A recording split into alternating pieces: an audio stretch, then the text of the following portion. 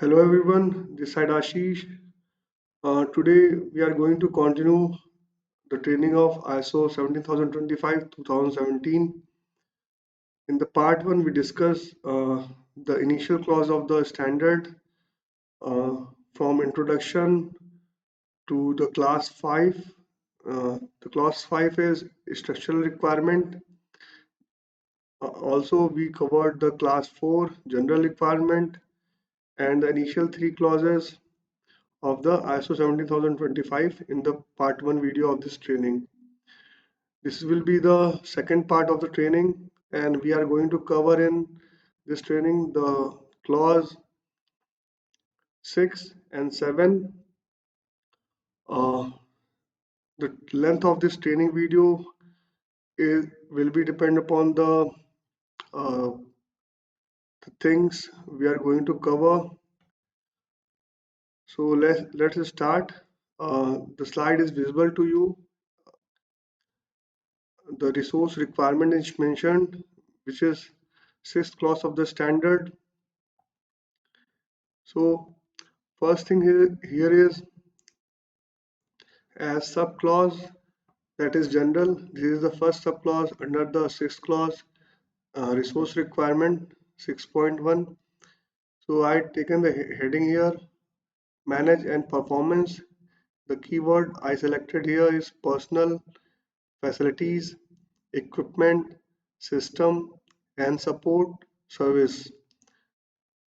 तो यहाँ पे जो पहली बात आती है जनरल के रेफरेंस में स्टैंडर्ड कहता है जब हम रिसोर्स रिक्वायरमेंट की बात करेंगे तो हमने अभी तक स्ट्रक्चरल रिक्वायरमेंट को समझ लिया था कि स्ट्रक्चर कैसा होना चाहिए लैब का जो ओवरऑल एक्टिविटी है उसको डिलीवर करने के लिए क्या क्या चीज़ें मतलब फॉलो करनी है उसके अंदर क्या क्या रिक्वायरमेंट्स थी कैसे हमें स्ट्रक्चरल जो चीज़ें हैं उसको रखना है लीगली हमें कैसे हमें रिस्पॉन्सिबिलिटी को अपने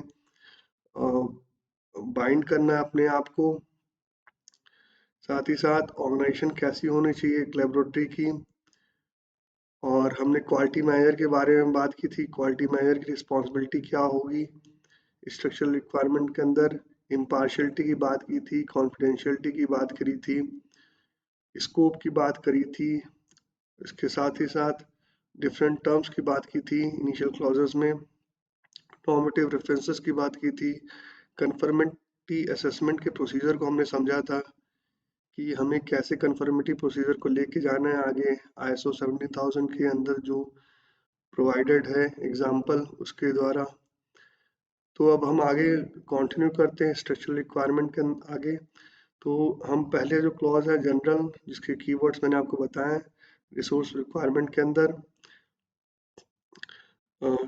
तो यहाँ पे पहले अवेलेबिलिटी की बात होती है कि जो हमारी ओवरऑल एक्टिविटी है लेबोरेटरी को उसको डिलीवर करने के लिए कंप्लाइड वे में कंप्लायंस वे में जस्टिफाइड वे में उसके लिए हमारे पास पर्सनल होना चाहिए लेबोरेटरी के अंदर एडिक्वेट फैसिलिटी हमारी एडिक्वेट होनी चाहिए इक्विपमेंट्स हमारे एडिक्वेट होने चाहिए साथ ही साथ उसको मैनेज करने के लिए सिस्टम हमारे पास अच्छे होने चाहिए और साथ ही साथ जो सपोर्ट सर्विसेज की रिक्वायरमेंट है उस लेबोरेटरी एक्टिविटीज़ को डिलीवर करने के लिए वो भी हमें प्रोवाइड कराने हैं जिससे कि हम लेबोरेटरी की एक्टिविटीज़ को सक्सेसफुली मैनेज कर सकें और परफॉर्म कर सकें तो ये हमारा जो 6.1 है जनरल उसकी रिक्वायरमेंट है ISO 17025 के रिस्पेक्ट में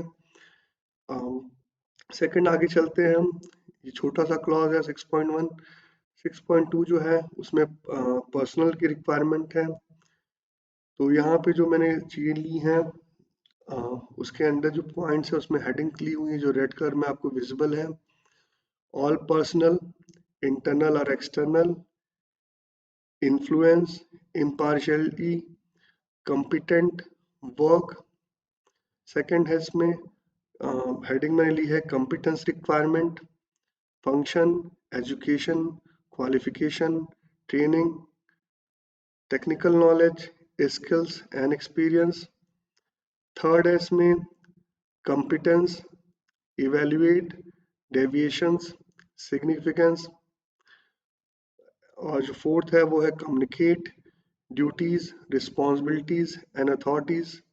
तो ये इनिशियल 4 पॉइंट्स हैं पर्सनल क्लॉज के अंदर रिसोर्स रिक्वायरमेंट में। तो मैं यहाँ तक आपको ब्रीफ करता हूँ।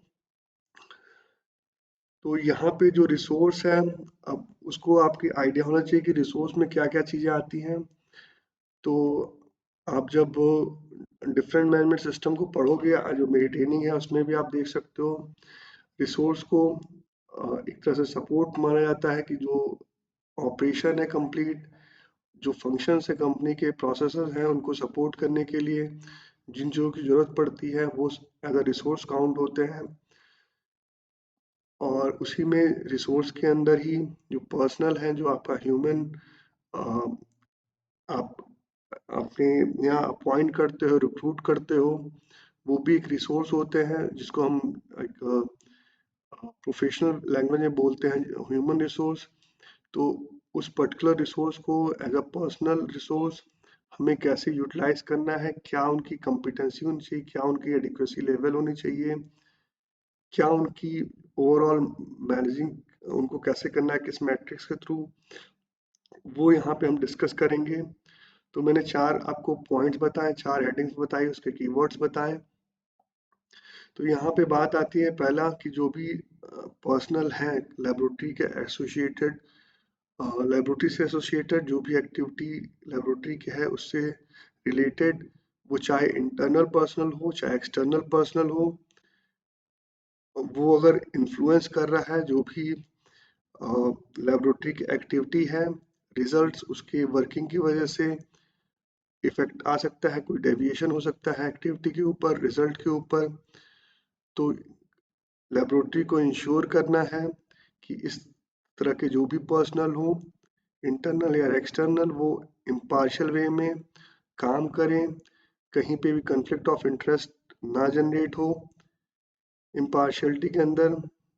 साथ ही साथ वो कॉम्पिटेंट होने चाहिए, और वर्क जो करें वो जो लेबोरेटरी का मैनेजमेंट सिस्टम है, जो हमने स्ट्रक्चरल रिक्वायरमेंट में मैनेजमेंट सिस्टम पहली बार टर्म हमने यूज़ किया था, तो वो जो मैनेजमेंट सिस्टम है लेबोरेटरी का, उसके अकॉर्डिंग ही उनका वर्क एक्सक्यूशन होना चाहिए।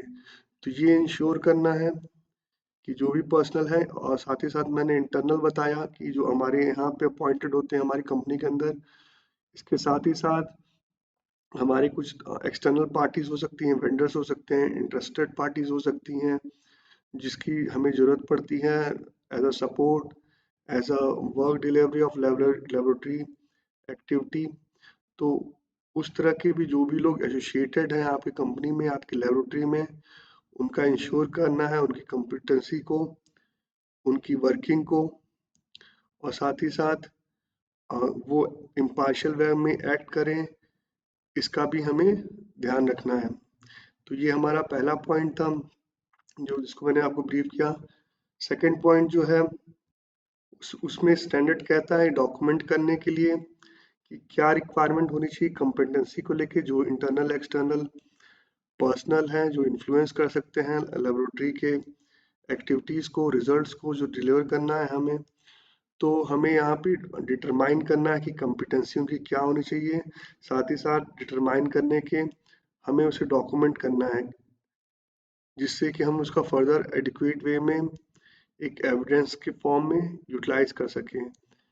इसके साथ ही जो कॉम्पिटेंस है उसमें क्या क्या चीज़ें हमें लेनी है, वो है एजुकेशन से रिलेटेड क्या रिक्वायरमेंट होनी चाहिए, डिफरेंट पोजीशंस पे जो वर्क कर रहे हैं, डिफरेंट जो रिस्पॉन्सिबिलिटी दी है, अथॉरिटी दी है हमने, उससे रिलेटेड क्या एजुकेशन होगा, different activity wise qualification, different designation wise क्या होगी, ट्रेनिंग की रिक्वायरमेंट क्या होगी डिफरेंट डेजिग्नेशंस की, टेक्निकल नॉलेज उनकी क्या होनी चाहिए, स्किल्स क्या उनके पास होनी चाहिए, एक्सपीरियंस क्या उनके पास होना चाहिए। तो ये इन सारी चीज़ों का इंफॉर्मेशन हमें डिटरमाइन करनी है। अलग अलग डेजिग्नेशन जो हम बनाएंगे कंपनी के अंदर अपने मैनेजमेंट सिस्टम में लेबोरेटरी के, तो सारे डेजिग्नेशन का हमें जो कंपिटेंस रिक्वायरमेंट है वो डिटरमाइन करने के साथ साथ उसको डॉक्यूमेंट भी करना है। और जो चीज़ें मैंने बताई, education, qualification, training, technical knowledge, skills and experience, इनसे मिलकर ही जो कॉम्पिटेंसी वर्ड है वो डिफाइन होता है। तो ये सारे वर्ड्स हैं उनका कंबाइंड मैनर में जब हम देखते हैं तो उनको उसको हम कॉम्पिटेंस कहते हैं। ठीक है, इसके साथ ही जो नेक्स्ट पॉइंट है, थर्ड पॉइंट, जो मैंने आपको हेडिंग बताई और कीवर्ड्स बताए, तो इसमें इंश्योर करना है जो पर्सनल है वो कॉम्पिटेंट हो जिस भी वर्क एक्टिविटी में लेबोरेटरी के उनको अलॉटमेंट मिली है, अपॉइंटमेंट हुआ है, या फिर उनकी रिस्पॉन्सिबिलिटी के अंदर, अथॉरिटी के अंदर उनको काम करना है जिस भी एक्टिविटी के ऊपर लेबोरेटरी के, उसके लिए। तो ये चीज़ लेबोरेटरी का जो मैनेजमेंट है उसको इंश्योर करना है। तो इसके लिए आप जो बेसिकली पर्सनल की जॉब परफॉर्मेंस है उसको इवेलुएट कर सकते हो उसके थ्रू। उसकी जो परफॉर्मेंस है उसको इवेलुएट करने के साथ साथ जो फीडबैक है अदर एम्प्लॉयज़ का उनको लेके, वहाँ से आप डेटा लेके इस चीज़ को इंश्योर कर सकते हो, कंप्लाई कर सकते हो। साथ ही साथ कॉम्पिटेंट होने के साथ साथ उस पर्टिकुलर पर्सन का पर्टिकुलर एक्टिविटी को लेके उसको ये भी नॉलेज होनी चाहिए कि अगर कोई डेविएशन आता है एक्टिविटी में तो उस डेविएशन का क्या सिग्निफिकेंस हो सकता है, उसको इवेलुएट करना। तो ये चीज़ें हैं। तो यहाँ पे क्लियर रहिए, कॉम्पिटेंसी तो ज़रूरी है कि उस चीज़ को डिलीवर करने के लिए। साथ ही साथ कॉम्पिटेंस तब मानी जाएगी अगर कोई पर्टिकुलर डेविएशन आ रहा है किसी भी रीज़न की वजह से, किसी भी एक्टिविटी में या फिर रिजल्ट्स में, जो भी उसका आउटपुट था उस एक्टिविटी का, ठीक है, या आउटकम था, तो उसका पर्टिकुलर जो जिस डेविएशन की वजह से ये आउटकम में मतलब हमें चेंज देखने को मिला है, उसका सिग्निफिकेंस किस तरह से हो सकता है रिजल्ट्स पे या फर्दर एक्टिविटीज़ पे जिससे वो एक्टिविटी इंटर रिलेटेड है, या टीम के ऊपर या फिर इक्विपमेंट्स के ऊपर। तो इसकी भी उसको नॉलेज होनी चाहिए, उसकी उसकी कॉम्पिटेंसी होनी चाहिए कि वो इवेल्युएट कर सके कि पर्टिकुलर डेविएशन का सिग्निफिकेंस क्या है और कहाँ पे इसका इफेक्ट आएगा। ठीक है, तो जब एक इंडिविजुअल, एक पर्सनल कॉम्पिटेंट होता है, उसकी नॉलेज बहुत इन डेप्थ होती है, तो ये चीज़ जो इवेल्युएशन की है, जहाँ पे हम बात कर रहे हैं सिग्निफिकेंस ऑफ डेविएशन की, वो इस चीज़ को ईजिली इवेल्युएट कर सकता है। अगर कॉम्पिटेंसी नहीं अच्छी होगी तो इवेल्युएट वो नहीं कर पाएगा। ठीक है, तो इसमें क्लियर रहना है। और ये हमारा थर्ड पॉइंट था पर्सनल के अंडर। फोर्थ पॉइंट जो है उसमें बात आती है कम्युनिकेट करने की, जिसमें कि जो लेबोरेटरी का मैनेजमेंट है उसको कम्युनिकेट करना है सभी पर्सनल से को, उसकी उस इंडिविजुअल पर्सनल की ड्यूटीज़ के बारे में, रिस्पॉन्सिबिलिटी के बारे में, अथॉरिटीज़ के बारे में। तो ये जनरली एक डॉक्यूमेंट साइनिंग के थ्रू होता है जिसमें हम एक उनकी इंडिविजुअल पर्सनल की ऑथराइजेशन लेते हैं कि वो जो उनकी ड्यूटीज़ हैं, जिम्मेदारियां हैं, रिस्पॉन्सिबिलिटी हैं या फिर उनकी अथॉरिटी है, उसको वो अच्छी तरीके से समझ गए हैं और उसको वो निभाएंगे, फॉलो करेंगे अपने डे टू डे वर्किंग में, एग्जीक्यूशन में। तो ये हमारे इनिशियल 4 पॉइंट्स थे पर्सनल के रिस्पेक्ट में। नेक्स्ट चलते हैं, नेक्स्ट जो हमारा पॉइंट है उसमें मैंने हेडिंग ली है procedure and record, determine competence, personal selection, training, supervision, authorisation, monitoring, ये कीवर्ड है। नेक्स्ट पॉइंट के अंदर मैंने हेडिंग ली है ऑथराइज पर्सनल, इसमें मैंने कीवर्ड लिया है फर्स्ट जो है एज अ हेडिंग मेथड्स, उसके अंदर है development, modification, verification and validation. उसके बाद नेक्स्ट जो हेडिंग ली है मैंने ऑथराइज पर्सनल के अंदर वो है analysis, results, conformity assessment, interpretation. जो लास्ट हेडिंग है ऑथराइज पर्सन के अंदर वो है result, report, review and authorisation. तो ये सारे पॉइंट्स दो बचे हमारे, कम्युनिकेट के बाद procedure and record and authorise personal. तो मैं इनको अब ब्रीफ करता हूँ आपको। इस पर्टिकुलर पॉइंट में रिटेन करने की बात है कि हमें कौन कौन से पर्टिकुलर रिकॉर्ड रखने हैं, जो कि रिकॉर्ड जनरेट होंगे जब हम पर्सनल के पॉइंट ऑफ व्यू से चीज़ों को मैनेज करेंगे अपनी लैब के अंदर। तो सबसे पहली चीज़ है कि हमारे पास जो प्रोसीजर की हमने बात की थी, उसी के अंडर ये इन रिकॉर्ड को रखने की बात भी ऐड करनी है। हमारा जो अभी आप अगर भूल गए हो तो मैं बता दूं, तो हमने प्रोसीजर की बात की थी जब हमारे पास कॉम्पिटेंस रिक्वायरमेंट की बात आई थी, उसको डॉक्यूमेंट करने की बात आई थी।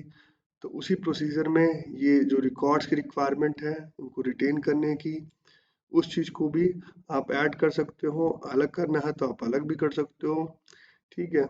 अब पर्टिकुलर क्या चीज़ें हमें रिटेन करनी है, तो पहली चीज़ है जो कॉम्पिटेंस रिक्वायरमेंट थी, जो हमने डिटरमाइन की थी, उससे रिलेवेंट डॉक्यूमेंट कि हमने बेसिकली कैसे डिटरमाइन किया कॉम्पिटेंस की रिक्वायरमेंट को। उसके लिए हमने हमारा इवेल्युएशन क्या था, जो मिनिमम हमारी एजुकेशन चाहिए थी, हमें क्वालिफिकेशन चाहिए थी, ट्रेनिंग चाहिए थी, टेक्निकल नॉलेज चाहिए थी, स्किल्स चाहिए थी, एक्सपीरियंस चाहिए थी, वो क्या होनी चाहिए। तो उससे रिलेटेड हमारे पास रिकॉर्ड होना चाहिए जो हमने इवेल्युएशन किया था इसके रिस्पेक्ट में। सेकंड है कि हमने जब डिटरमाइन कर लिया था, तो जब सिलेक्शन किया एक इंडिविजुअल का, एक पर्सनल का, तो उसमें क्या क्या चीज़ें हमने मतलब इवेल्युएट की उसके अपॉइंटमेंट के लिए, उसके सिलेक्शन के लिए क्या प्रोसीजर फॉलो किया, और साथ ही साथ जब उसके हमने अपॉइंट किया, उसको ज्वाइन कराया, तो हमने क्या रिकॉर्ड्स डेवलप किए और रिटेन किए। तो ये सेकंड था सिलेक्शन ऑफ पर्सनल। थर्ड था ट्रेनिंग ऑफ पर्सनल की बात है कि ट्रेनिंग ऑफ पर्सनल से रिलेटेड आपको डॉक्यूमेंट रिटेन करना है। तो ज्वाइनिंग के बाद भी आपको ट्रेनिंग देनी होती है, इसमें आप समझाते हो अपने वर्क कल्चर के बारे में, एक्टिविटी के बारे में, आप उसको सारी जानकारियाँ देते हो जिससे वो अपनी नॉलेज को आपकी पर्टिकुलर लेबोरेटरी की, अपने आपके ऑर्गेनाइजेशन के का जो सिस्टम है, प्रोसेसेस हैं, एक्टिविटीज़ हैं, उनमें वो ढाल सकें और एक बेटर सिस्टम अंडरस्टैंडिंग है वो डेवलप हो सके वहाँ पे। तो थर्ड जो पॉइंट है, इस तरह की जो भी ट्रेनिंग्स हैं उनकी रिकॉर्ड्स आपको डेवलप करने हैं। कोई एडिशनल ट्रेनिंग हो सकती है जैसे कि कॉम्पिटेंस को लेके, तो वो चीज़ें हैं उसको ले आप ऐड कर सकते हो। इसके साथ ही साथ सुपरविजन ऑफ पर्सनल की भी बात आती है कि सुपरविजन ऑफ पर्सनल है, तो उसके जो रिकॉर्ड्स होंगे उसको भी रिटेन करके रखना है। सुपरविजन का मतलब ये है कि आप मैनेजमेंट उसकी डेली एक्टिविटीज़ को सुपरवाइज कर रहा है, क्वेश्चन कर रहा है, या फिर उसको गाइड कर रहा है, उसकी अवेयरनेस को इम्प्रूव कर रहा है, कॉम्पिटेंसी को इम्प्रूव कर रहा है। तो जो ये सुपरविजन है पर्सनल का, उसके से रिलेटेड भी रिटेन करने हैं document. Authorisation of personal next point है इसके अंदर। तो अगर आप कोई ऑथराइज कर रहे हो किसी पर्टिकुलर इम्पोर्टेंट वर्क के लिए, किसी एक्टिविटी के अंदर, किसी प्रोसेस के अंदर, अपनी ऑर्गेनाइजेशन के अंदर, तो उस ऑथराइजेशन को भी आपको रिकॉर्ड के फॉर्म में रिटेन करके रखना है अपनी कंपनी के अंदर। लास्ट जो है इसके अंदर रिटेन ऑफ रिकॉर्ड के, वो है मॉनिटरिंग कॉम्पिटेंस ऑफ पर्सनल। तो कॉम्पिटेंस है जब हम सुपरवाइज करें काम को, ऑथराइजेशन की बात करेंगे तो हमारी कहीं ना कहीं मॉनिटरिंग हो रही होगी, तो हम उसी के थ्रू जो कॉम्पिटेंस है वो भी हम इवेलुएट करेंगे उसका, कि जो डे टू डे हमें कॉम्पिटेंस की रिक्वायरमेंट है इंडिविजुअल पर्सनल की, वो मैच कर रही है नहीं कर रही है। तो इस मॉनिटरिंग के थ्रू जो हमारा रिकॉर्ड निकल के आएगा उससे भी आपको रिटेन करके रखना है अपने डॉक्यूमेंट मैनर में विथ प्रोसीजर्स। तो ये हमारे पॉइंट्स थे जहाँ पे हमने बात की प्रोसीजर के बारे में और रिटेन रिकॉर्ड के बारे में। लास्ट जो 6 पॉइंट है इसके अंदर, उसमें स्टैंडर्ड ऑथराइज पर्सनल की बात करता है कि आपके पास एक ऑथराइज पर्सन होना चाहिए जिसकी टेक्निकल कॉम्पिटेंसी इस तरह की हो सके कि वो पूरी लेबोरेटरी की जो ओवरऑल एक्टिविटी है उसको गवर्न कर सके, लीड कर सके। तो नॉर्मली हम टेक्निकल मैनेजर के बाद के थ्रू समझते हैं कि एक टेक्निकल मैनेजर होता है जो लीड करता है जो लेबोरेटरी की एक्टिविटी है स्पेसिफिकली कंप्लीटली। तो उसकी यहाँ पे बात करता है स्टैंडर्ड जो 6 पॉइंट है पर्सनल के अंदर, और साथ ही साथ उसको क्या क्या चीज़ें करनी है अपनी एक्टिविटी में, अपने जॉब रिस्पॉन्सिबिलिटी में ऑथराइजेशन के अंदर। तो उसमें पहली चीज़ है जो मेथड के रिस्पेक्ट में है, इसमें मेथड का डेवलपमेंट, मॉडिफिकेशन, वेरिफिकेशन और वैलिडेशन है। ठीक है, ये मेथड किसी भी तरह का हो सकता है।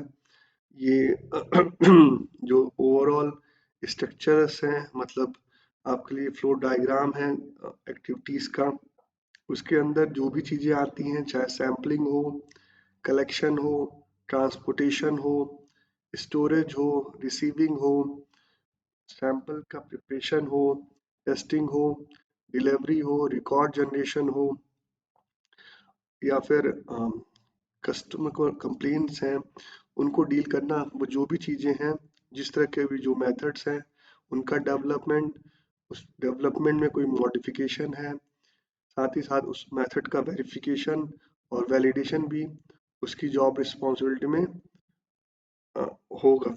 इस बारे में स्टैंडर्ड कहता है कि ये चीज़ें होनी चाहिए, इस तरह का एक ऑथराइज पर्सनल आपके पास होना चाहिए। सेकंड जो इसमें बात है ऑथराइज पर्सनल के रिस्पेक्ट में, कि जो रिजल्ट्स का एनालिसिस है वो कर सके, और जो स्टेटमेंट ऑफ कंफर्मिटी है, जो भी हमारे एक्टिविटी के थ्रू लेबोरेटरी के निकल के आया है, जो भी ओपिनियन है लैब का, इंटरप्रिटेशन है रिजल्ट्स का, वो उसके ऑथराइजेशन के अंदर होना चाहिए, उसको ये चीज़ें करनी आनी चाहिए। तो ये स्टेटमेंट ऑफ कंफर्मिटी बहुत इंपॉर्टेंट हो जाती है, ओपिनियन देना बहुत इंपॉर्टेंट हो जाता है, और बहुत ही हाई एंड का टेक्निकल वर्क है। ठीक है, साथ ही साथ एनालिसिस करना भी एक बहुत हाईली कॉम्पिटेंट पर्सन की जितना अच्छा होगा उसकी नॉलेज, जितनी अच्छी उसकी कॉम्पिटेंसी की, वो उतना अच्छा एनालिसिस कर सकता है, स्टेटमेंट ऑफ कंफर्मिटी दे सकता है, ओपिनियन दे सकता है। तो ये भी चीज़ आपको ऑथराइज पर्सन की रिस्पॉन्सिबिलिटी के अंदर देनी है। ठीक है, इस तरह का हमें हमारे पास ऑथराइज पर्सन होना चाहिए लेबोरेटरी के अंदर। साथ ही साथ जो रिजल्ट्स निकल के आए हैं उसका जो रिपोर्ट प्रिपरेशन है उसको रिव्यू करना और ऑथराइज करना उसकी रिस्पॉन्सिबिलिटी होगी। ठीक है, तो ये 3 रिक्वायरमेंट्स है बेसिकली ऑथराइज पर्सनल के लिए जो लैब के रिस्पेक्ट में है, जो स्टैंडर्ड ISO 20025 के रिक्वायरमेंट्स के थ्रू बताई मैंने आपको, ये चीज़ आपके पास होनी चाहिए। ठीक है, और यहाँ पे मैं एक एग्जांपल शेयर करना चाहता हूँ। जैसे मैंने इनिशियल जब अपना हम मैं स्टैंडर्ड्स के वर्क में आया, सर्टिफिकेशन, टेस्टिंग, ट्रेनिंग और ऑडिटिंग के उसमें, तो मैंने लैब रिपोर्ट्स देखी, जो कुछ लैब्स थी जिनकी रिपोर्ट्स हम उनके साथ हमें काम करने का मौका मिला, जो कि बहुत पुरानी थी, मतलब 150 साल पुरानी लैब थी। उन्हें 150 साल पहले उन्होंने फाउंड की थी उस लेबोरेटरी को। तो उनकी रिपोर्ट्स जब मैंने देखी तो वो एक पर्टिकुलर स्टैंडर्ड्स के लिए, एक पर्टिकुलर मेथड के लिए बहुत बड़ी बड़ी रिपोर्ट्स थी। मतलब उन्होंने एक स्टैंडर्ड हो सकता है 50 पेज का स्टैंडर्ड है, तो उन्होंने 80 पेज में लैब रिपोर्ट जनरेट की हो।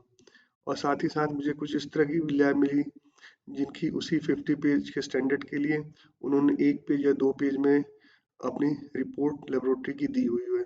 तो वहाँ पे मुझे ये समझ में आया कि कितना बड़ा गैप है, और कैसे जो स्टेटमेंट ऑफ कंफर्मिटी की बात होती है, इंटरप्रिटेशन की बात होती है, या ऑर्गेनाइजेशन नॉलेज की बात होती है, वो इफेक्ट डालती है एक ऑर्गेनाइजेशन के ओवरऑल डेवलपमेंट में, और कस्टमर के फर्दर सेटिस्फेक्शन के लिए, या फिर क्या डिफरेंस है जब एक कस्टमर एक 150 ईयर ओल्ड लैब के पास जाता है, या फिर एक न्यू लैब है उसके पास जाता है, या फिर ये जरूरी नहीं कि 150 ईयर्स वाली ही अच्छी हो और इतनी उसके पास अच्छी ऑर्गेनाइजेशन नॉलेज हो, उसकी कॉम्पिटेंसी इतनी हो कि वो इस तरह की रिपोर्ट दे। लेकिन ये डिपेंड करता है आपके सिलेक्शन के ऊपर, कि आप जब एक कस्टमर लैब के पास जाता है तो उसको ये चीज़ें देखनी चाहिए कि उसकी depth of knowledge test lab की कैसी है। ठीक है, क्योंकि स्टैंडर्ड तो सभी मेथड सभी फॉलो एक ही कर रहे हैं। जब हम मेट्रोलॉजिकल एक इन्वायरमेंट की बात करते हैं, ट्रेसिबिलिटी की बात कर रहे हैं, तो ए पर्सन है वो भी सेम मेथड फॉलो कर रहा है, बी पर्सन है वो भी सेम फॉलो कर रहा है। लेकिन जो एक का स्टेटमेंट ऑफ कंफर्मिटी है, ओपिनियन है रिजल्ट्स को लेके, वो बी से कितना अलग है, कितना इन डेप्थ है, वो बहुत बड़ा इम्पोर्टेंट पॉइंट है इंडस्ट्री के लिए। पर्टिकुलरली जब आप उस टेस्ट रिजल्ट का यूज करते हो अपने ऑर्गेनाइजेशन के डेवलपमेंट में, ग्रोथ के लिए, फर्दर इवेल्युएशन के लिए। ठीक है, तो ये बहुत मैटर करता है, तो इसको आपको ध्यान में हमेशा रखना चाहिए। तो ये बात थी हमारी पर्सनल से रिलेटेड। हमने 6 पॉइंट्स में डिस्कस की कि पर्सनल के रिस्पेक्ट में क्या रिक्वायरमेंट्स हमें फुलफिल करनी है, कंप्लाई करनी है। इसके बाद नेक्स्ट चलते हैं हम लोग, जो नेक्स्ट हमारा सब क्लॉज है रिसोर्स रिक्वायरमेंट के अंदर, वो है 6.3 फैसिलिटीज एंड इन्वायरमेंटल कंडीशन। तो इसके फर्स्ट पॉइंट की मैंने हेडिंग ली है, वो है सुटेबल। सुटेबल में जो मैंने कीवर्ड लिए हैं उसमें है activities not adversely affect. Second जो हेडिंग ली है सेकंड पॉइंट में, वो है डॉक्यूमेंटेशन, फैसिलिटीज, इन्वायरमेंटल कंडीशंस। और थर्ड है इन्वायरमेंटल कंडीशन, और उसके अंदर जो कीवर्ड मैं लिया है स्पेसिफिकेशन, मेथड्स, मॉनिटर, कंट्रोल और रिकॉर्ड। तो यहाँ तक मैं ये तीन इनिशियल पॉइंट को फैसिलिटीज एंड एनवायरमेंटल कंडीशन के अंदर आपको ब्रीफ करता हूँ। लास्ट क्लास में हमने पर्सनल की रिक्वायरमेंट को डिस्कस कर लिया था, उसके कॉन्टिन्यूशन में अब ये फैसिलिटी और इन्वायरमेंटल कंडीशन है कि वो लेबोरेटरी कैसी होनी चाहिए, क्योंकि बहुत ज़रूरी है जब हम बात करते हैं एक अच्छे इन्वायरमेंट की, जो कि इक्विपमेंट के लिए होना चाहिए, पर्सनल के लिए होना चाहिए, साथ ही साथ जो लैब की एक्टिविटीज़ हैं उनको डिलीवर करने के लिए, उनके एग्जीक्यूशन के लिए बहुत ज़रूरी है। तो इसमें जो पहली चीज़ स्टैंडर्ड कहता है कि जो फैसिलिटी है और उसकी जो इन्वायरमेंटल कंडीशन है वो सूटेबल होने चाहिए और किसी तरह से भी एडवर्सली अफेक्ट लेबोरेटरी के एक्टिविटी के ऊपर, जो रिजल्ट की वैलिडिटी है उसके ऊपर नहीं आना चाहिए। तो ये इंश्योर करना है लेबोरेटरी के मैनेजमेंट को एक थॉरो बेसिस पे रिव्यू करके, और इसके साथ ही जो चीज़ें इन्वायरमेंटल कंडीशन से रिस्पेक्ट में कुछ स्टैंडर्ड बताता है एग्जांपल की तरह, क्या क्या चीज़ें हमें देखनी है और उनको टेक केयर करना है जब भी हम बात करेंगे फैसिलिटी और इन्वायरमेंटल कंडीशन की। तो पहला उसमें है माइक्रोबायल कंटेमिनेशन की बात होती है, जो क्लीनिंग से रिलेटेड है। फिर डस्ट है, वो भी क्लीनिंग से रिलेटेड है। थर्ड जो है वो इलेक्ट्रोमैग्नेटिक डिस्टर्बेंस की वजह से किसी तरह का इफेक्ट आ सकता है। रेडिएशन है, उसकी वजह से इफेक्ट आ सकता है। ह्यूमिडिटी की रिक्वायरमेंट है, इलेक्ट्रिकल सप्लाई की रिक्वायरमेंट है, टेम्परेचर की रिक्वायरमेंट है, साउंड एंड वाइब्रेशन की रिक्वायरमेंट है। तो ये कुछ पैरामीटर्स हैं जो हमें इंश्योर करना है कि इनका एक परमिसिबल लिमिट तक ही इंटरफ्रेंस हो, अगर वहाँ पे प्रेजेंट है ये जो मैंने बताई चीज़ें। अगर इस तरह की कंडीशन बनती है कि जो ये पैरामीटर्स हैं वो बहुत ज़्यादा है या फिर बहुत फ्लक्चुएटिंग है, बहुत डिस्टर्बिंग है, और हमारी एक्टिविटी जो एक्सक्यूशन है उसका वो डिस्टर्ब हो रहा है, जो हमारी रिजल्ट की वैलिडिटी है वो डिस्टर्ब हो रही है, तो ये एक नॉन कन्फर्मिटी मानी जाएगी, या फिर ये कंप्लायंस आप इसमें नहीं कंफर्म कर पाओगे कि हमने जो मेथड डेवलप किए थे, स्ट्रक्चरल रिक्वायरमेंट डेवलप किए थे, पर्सनल की रिक्वायरमेंट डेवलप की थी, उनके थ्रू हम एक वैलिड रिजल्ट हम जनरेट कर पाएंगे।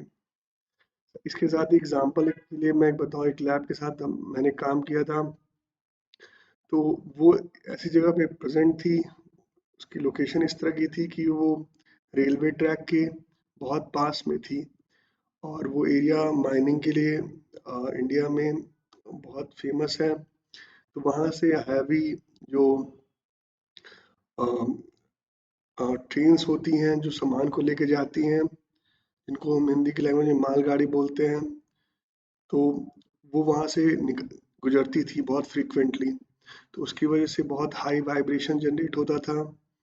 तो उस केस में जो फैसिलिटी थी वहाँ की और जो एनवायरमेंटल कंडीशन थे वो नहीं सही थे, इक्विपमेंट्स को लेके, उनकी लाइफ को लेके, उनकी परफॉर्मेंस को लेके, उनकी इफेक्टिवनेस और एक्यूरेसी के लेके, और कैलिब्रेशन भी वहाँ पे डिस्टर्ब हो सकते थे। तो इस तरह की चीज़ें आपको भी इंश्योर करनी है। इलेक्ट्रोमैग्नेटिक डिस्टर्बेंस भी बहुत बड़ा एक इशू है, साथ ही साथ इलेक्ट्रिकल फ्लक्चुएशन एक बहुत बड़ा इशू की तरह हम हमारे इक्विपमेंट पर असर डालता है। टेम्परेचर और जो ह्यूमिडिटी की रिक्वायरमेंट है वो जेनरिक है। जब हम लेबोरेटरी की बात करते हैं, स्टैंडर्ड उसके कंडीशंस हैं जो हमें मेंटेन करने होते हैं, और इसी के साथ साथ कंटेमिनेशन और जो डस्ट है वो भी इफेक्ट डालती है इक्विपमेंट्स के परफॉर्मेंस में, रिजल्ट्स की वैलिडिटी पे, और जो हमें एक्टिविटीज़ को एक्सिक्यूट करने जा रहे हैं। तो इन सब चीज़ों को टेक केयर करना है और परमिसिबल लिमिट में इनको मेंटेन करना है अपने लेबोरेटरी के अंदर। तो ये पहला पॉइंट है 6.3 क्लॉज में, फैसिलिटीज एंड एनवायरमेंटल कंडीशन के रिस्पेक्ट में। सेकंड पॉइंट की बात करते हैं, तो इसमें स्टैंडर्ड डॉक्यूमेंट करने के लिए कहता है जो भी एनवायरमेंटल कंडीशंस हैं फैसिलिटी की वो सारी डॉक्यूमेंटेड हो, जो कि नेसेसरी हैं एक एडिक्वेट परफॉर्मेंस के लिए लैब के। तो इन सारी चीज़ों को आपको डॉक्यूमेंट करना है, एक बेसिक रिक्वायरमेंट की तरह डॉक्यूमेंट बनाना है जिसमें आप डिफाइन करें कि क्या इन्वायरमेंटल कंडीशंस और फैसिलिटी की रिक्वायरमेंट हमने आइडेंटिफाई की हैं, डिटरमाइन की हैं, जो कि नेसेसरी हैं एक एडुकेट परफॉर्मेंस के लेके हमारे वर्क एग्जीक्यूशन के। तो ये चीज़ें होनी चाहिए सेकंड पॉइंट में। थर्ड पॉइंट में आते हैं 6.3 के ही। इस पॉइंट में हमारे पास प्रोसीजर होना चाहिए जिसके थ्रू जो हमने डॉक्यूमेंट की थी इन्वायरमेंटल कंडीशन, जो भी फैसिलिटी की रिक्वायरमेंट थी उनको, उसमें हम उन चीज़ों को हम मॉनिटर कर सकें इस प्रोसीजर के अंदर, कंट्रोल कर सकें, रिकॉर्ड कर सकें। इस चीज़ का ध्यान रखना है कि हम कैसे मॉनिटर करेंगे, कंट्रोल करेंगे, रिकॉर्ड करेंगे, क्या फ्रीक्वेंसी होगी उसकी मॉनिटरिंग की, कंट्रोल करने की और रिकॉर्ड करने की। ये सारी चीज़ें डिटेल होनी चाहिए। कौन पर्टिकुलर इंडिविजुअल किसकी रिस्पॉन्सिबिलिटी के अंदर ये चीज़ें हैं कि वो इन चीज़ों को मॉनिटर करेगा, कंट्रोल करेगा और रिकॉर्ड करेगा। साथ ही साथ कौन ऑथराइज करेगा फर्दर कंटिन्यू करने के लिए जो भी वर्क एक्टिविटी है लेबोरेटरी की उनको। ये सारी चीज़ें एक प्रोसीजर के थ्रू डेवलप करनी है आपको अपने लेबोरेटरी के अंदर। इसके बाद नेक्स्ट पॉइंट जो है वो है मेजर की बात है। जो हम मेजर कर रहे हैं कंट्रोल फैसिलिटी को, उसका प्रॉपर इम्प्लीमेंटेशन होना चाहिए, मॉनिटरिंग होना चाहिए और पीरियोडिकली रिव्यू होना चाहिए। तो अभी तक हमने लास्ट 2 पॉइंट्स में प्रोसीजर्स की बात करी, डॉक्यूमेंट करने की बात करी। अब ये पर्टिकुलर जो फोर्थ पॉइंट है, इसमें बात आती है कि आपको इम्प्लीमेंट करना है उन प्रोसीजर्स को, उस इंफॉर्मेशन को जो आपने डिटरमाइन किए हैं, फैसिलिटी की रिक्वायरमेंट प्लस इन्वायरमेंटल कंडीशन। तो इसको इस्टेब्लिश करना है, इंटीग्रेट करना है हम लोग अपनी लेबोरेटरी एक्टिविटी के साथ ही साथ उसको पीरियोडिकली रिव्यू भी करना है। और इसमें कुछ चीज़ें इंक्लूड करने के लिए स्टैंडर्ड कहता है, जैसे उसमें पहली चीज़ है कि इन केस कोई चीज़ अगर आपकी मॉनिटरिंग के थ्रू पता चलता है कि जो फैसिलिटी है की रिक्वायरमेंट है वहाँ मैच नहीं कर रही है, या फिर इन्वायरमेंटल कंडीशन में कोई डेविएशन आ रहा है, तो उस केस में कौन से पर्टिकुलर एरिया होगा जिसके ऊपर इफेक्ट आएगा, कौन से पर्टिकुलर एक्टिविटी है उसके ऊपर इफेक्ट आएगा, और साथ ही साथ उसकी वो जो पर्टिकुलर चीज़ है, एक्टिविटी है, उसका हम कैसे, उसमें किसका एक्सेस हो सकता है, किसका एक्सेस नहीं करना है, कौन सी वर्क वहाँ पे एक्सिक्यूट करनी है, नहीं करनी है, इन चीज़ों को हमें इम्प्लीमेंट करना है। तो ये हमें ध्यान देना है कि अगर कोई इन्वायरमेंटल कंडीशन डेविएट की हुई है या फिर फैसिलिटी की जो रिक्वायरमेंट है वो डेविएट की है, तो उसकी वजह से कुछ इक्विपमेंट्स पे असर आ सकता है, या फिर जो टेस्टिंग के लिए या कैलिब्रेशन के लिए जो फैसिलिटी की रिक्वायरमेंट है उस पर असर आ सकता है। तो उसकी वजह से हमारे रिजल्ट जो है वो वैलिड नहीं रह जाएंगे। तो उस कंडीशन में ये बहुत इंपॉर्टेंट हो जाता है कि लिमिटेशन करना, आइडेंटिफाई करना, जो भी हमारी मॉनिटरिंग के रिजल्ट्स आए हैं इन्वायरमेंटल कंडीशन के लिए और फैसिलिटी रिक्वायरमेंट्स के रिस्पेक्ट में। ठीक है, तो ये पहला पॉइंट है जो हमें इंक्लूड करना है, इंश्योर करना है। जब भी हमारी इस तरह की कुछ डेविएशंस आते हैं इस पर्टिकुलर रिक्वायरमेंट के रिस्पेक्ट में, फैसिलिटी के इन्वायरमेंटल रिक्वायरमेंट, इन्वायरमेंट के रिस्पेक्ट में, तो हमें उस पर एक एक्शन प्लान बनाना है कि कैसे हम जो हमारी एक्टिविटी है उसको इंश्योर करेंगे कि वो वैलिड रिजल्ट ही जनरेट करे। साथ ही साथ इस जो जो हमारे मेजर्स निकल के आएंगे मॉनिटरिंग के थ्रू उसमें हमें ये भी एक्शन प्लान डेवलप करना पड़ेगा कि अगर हमें कोई रिस्क जनरेट हो रहा है कंटामिनेशन को लेके, इंटरफेरेंस को लेके, एडवर्स इन्फ्लुएंस को लेके, तो उसको कैसे हमें प्रिवेंट करना है, ये हमारे एक्शन प्लान में होना चाहिए। ये पर्टिकुलर पॉइंट्स हम कैसे प्रिवेंट कर सकते हैं लेबोरेटरी एक्टिविटी के रिस्पेक्ट में। थर्ड जो है इसमें बात आती है इफेक्टिव सेपरेशन की। जैसे कि मैंने बताया कुछ एरिया हमारे डिस्टर्ब हो सकते हैं जहाँ पे डेविएट हो सकती हैं चीज़ें, फैसिलिटी रिक्वायरमेंट्स या फिर इन्वायरमेंटल कंडीशन। तो उस पर्टिकुलर एरिया को हम कैसे सेपरेट करेंगे, जो भी हमारी लेबोरेटरी एक्टिविटीज़ अगर चल रही हैं, ये बहुत ज़रूरी हो जाता है। तो इस चीज़ के लिए भी हमारे पास प्रोसीजर के थ्रू एक्शन प्लान होना चाहिए और ये चीज़ हमें टेक केयर करनी है। ठीक है, जिससे ओवरऑल लेबोरेटरी ना डिस्टर्ब हो। किसी पर्टिकुलर एरिया में अगर कोई डिस्टर्बेंस आई है, डेविएशन आया है, तो उसको हम सेपरेट कर दें इफेक्टिवली, जिससे इनकम्पैटिबिलिटी जो है लेबोरेटरी एक्टिविटीज़ की ना वो जनरेट हो। तो ये थर्ड पॉइंट है जो मेजर ऑफ कंट्रोल फैसिलिटी के रिस्पेक्ट में है, जो कि हमें इस्टेब्लिश करने हैं, इम्प्लीमेंट करने हैं, मॉनिटर करने और पीरियोडिकली रिव्यू करना है। तो इन सब चीज़ों को मिला के हमें एक प्रोसीजर डेवलप करने, जो भी हमने रिक्वायरमेंट आपको मैंने बताई, ठीक है, जिससे कि हम इस पर्टिकुलर रिक्वायरमेंट को ISO 17025 को कंप्लायंस शो कर सके, कंफर्मिटी शो करें, ठीक है, और जस्टिफाई कर सके कि हमने इस रिक्वायरमेंट को कैसे फुलफिल किया है।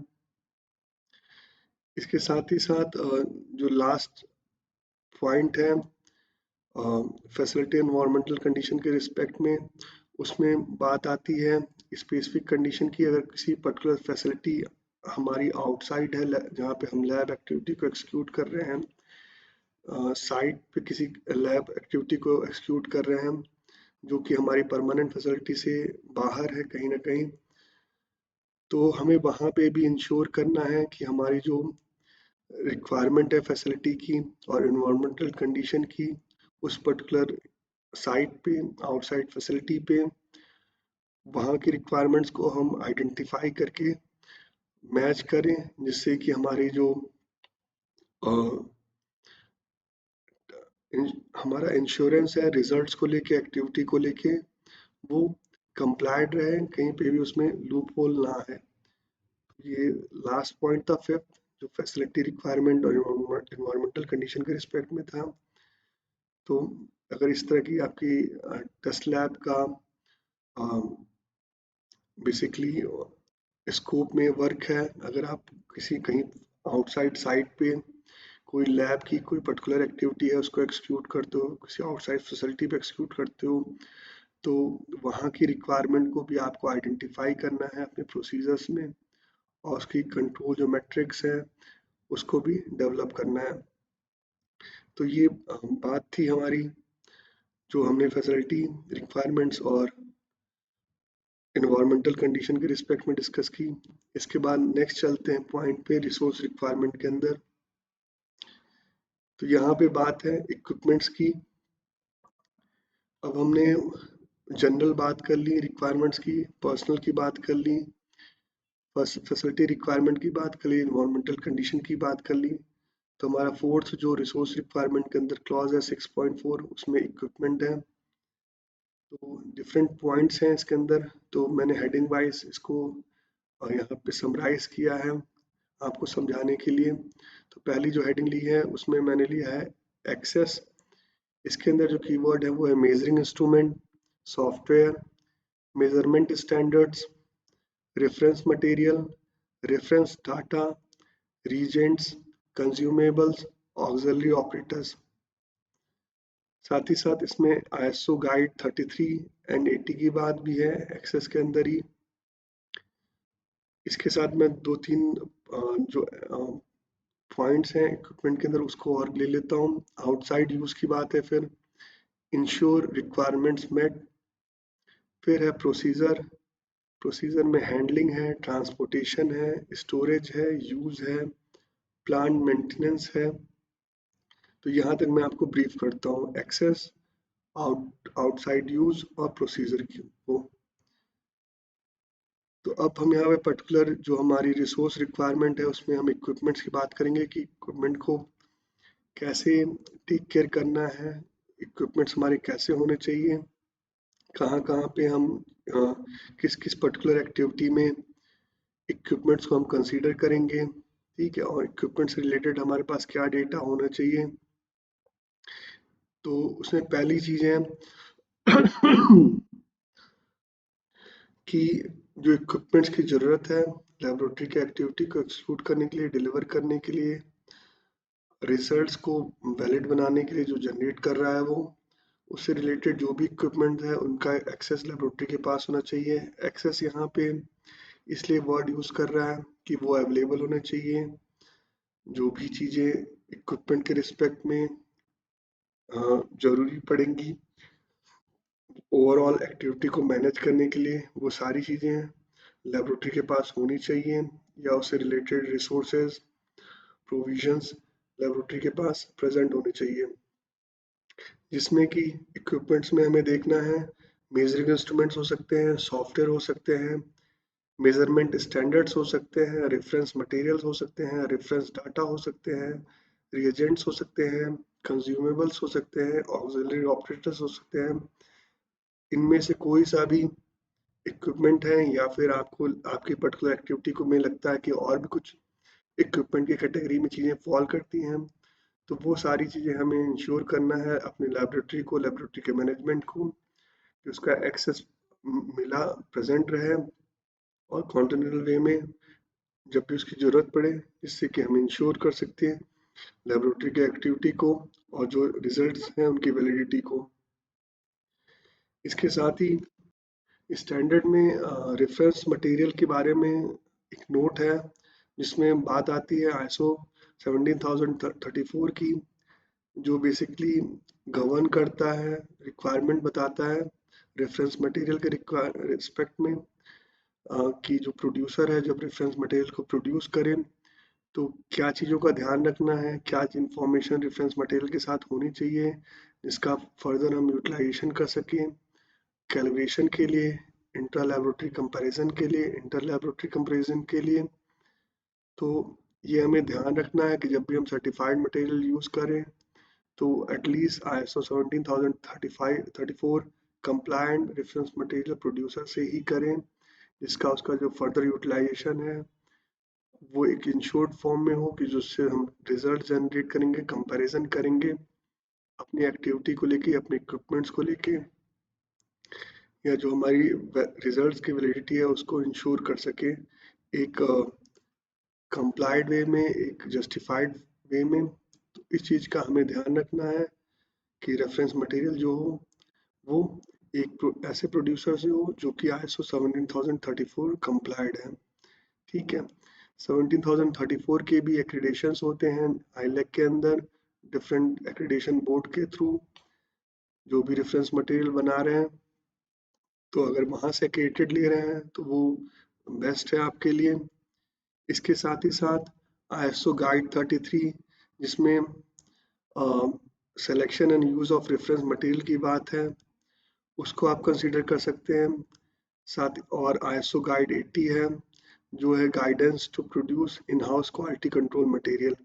उसका आपको यूटिलाइजेशन करना है, जो जब भी आप इंट्रा लेबोरेटरी कंपैरिजन की बात करोगे उसके रिस्पेक्ट में। ठीक है, तो आप इसको पढ़ सकते हो, ISO गाइड 33, ISO गाइड 80, जो कि बहुत आपको एक अच्छी नॉलेज बिल्ड करती है इन डेप्थ, जब भी आप इंटर लैब कंपेरिजन और इंट्रा लैब कंपेरिजन के लिए जाते हो उसके रिस्पेक्ट में। और आपकी जो कन्फर्मिटी का सेटअप है, मैट्रिक्स है, वो एक और बेटर इस्टेब्लिश होता है। बेटर तरीके से आप चीज़ों को देखते हो with respect to quality control. ये पॉइंट था अपना पहला इक्विपमेंट के अंदर। फिर हम सेकंड पॉइंट पे चलते हैं।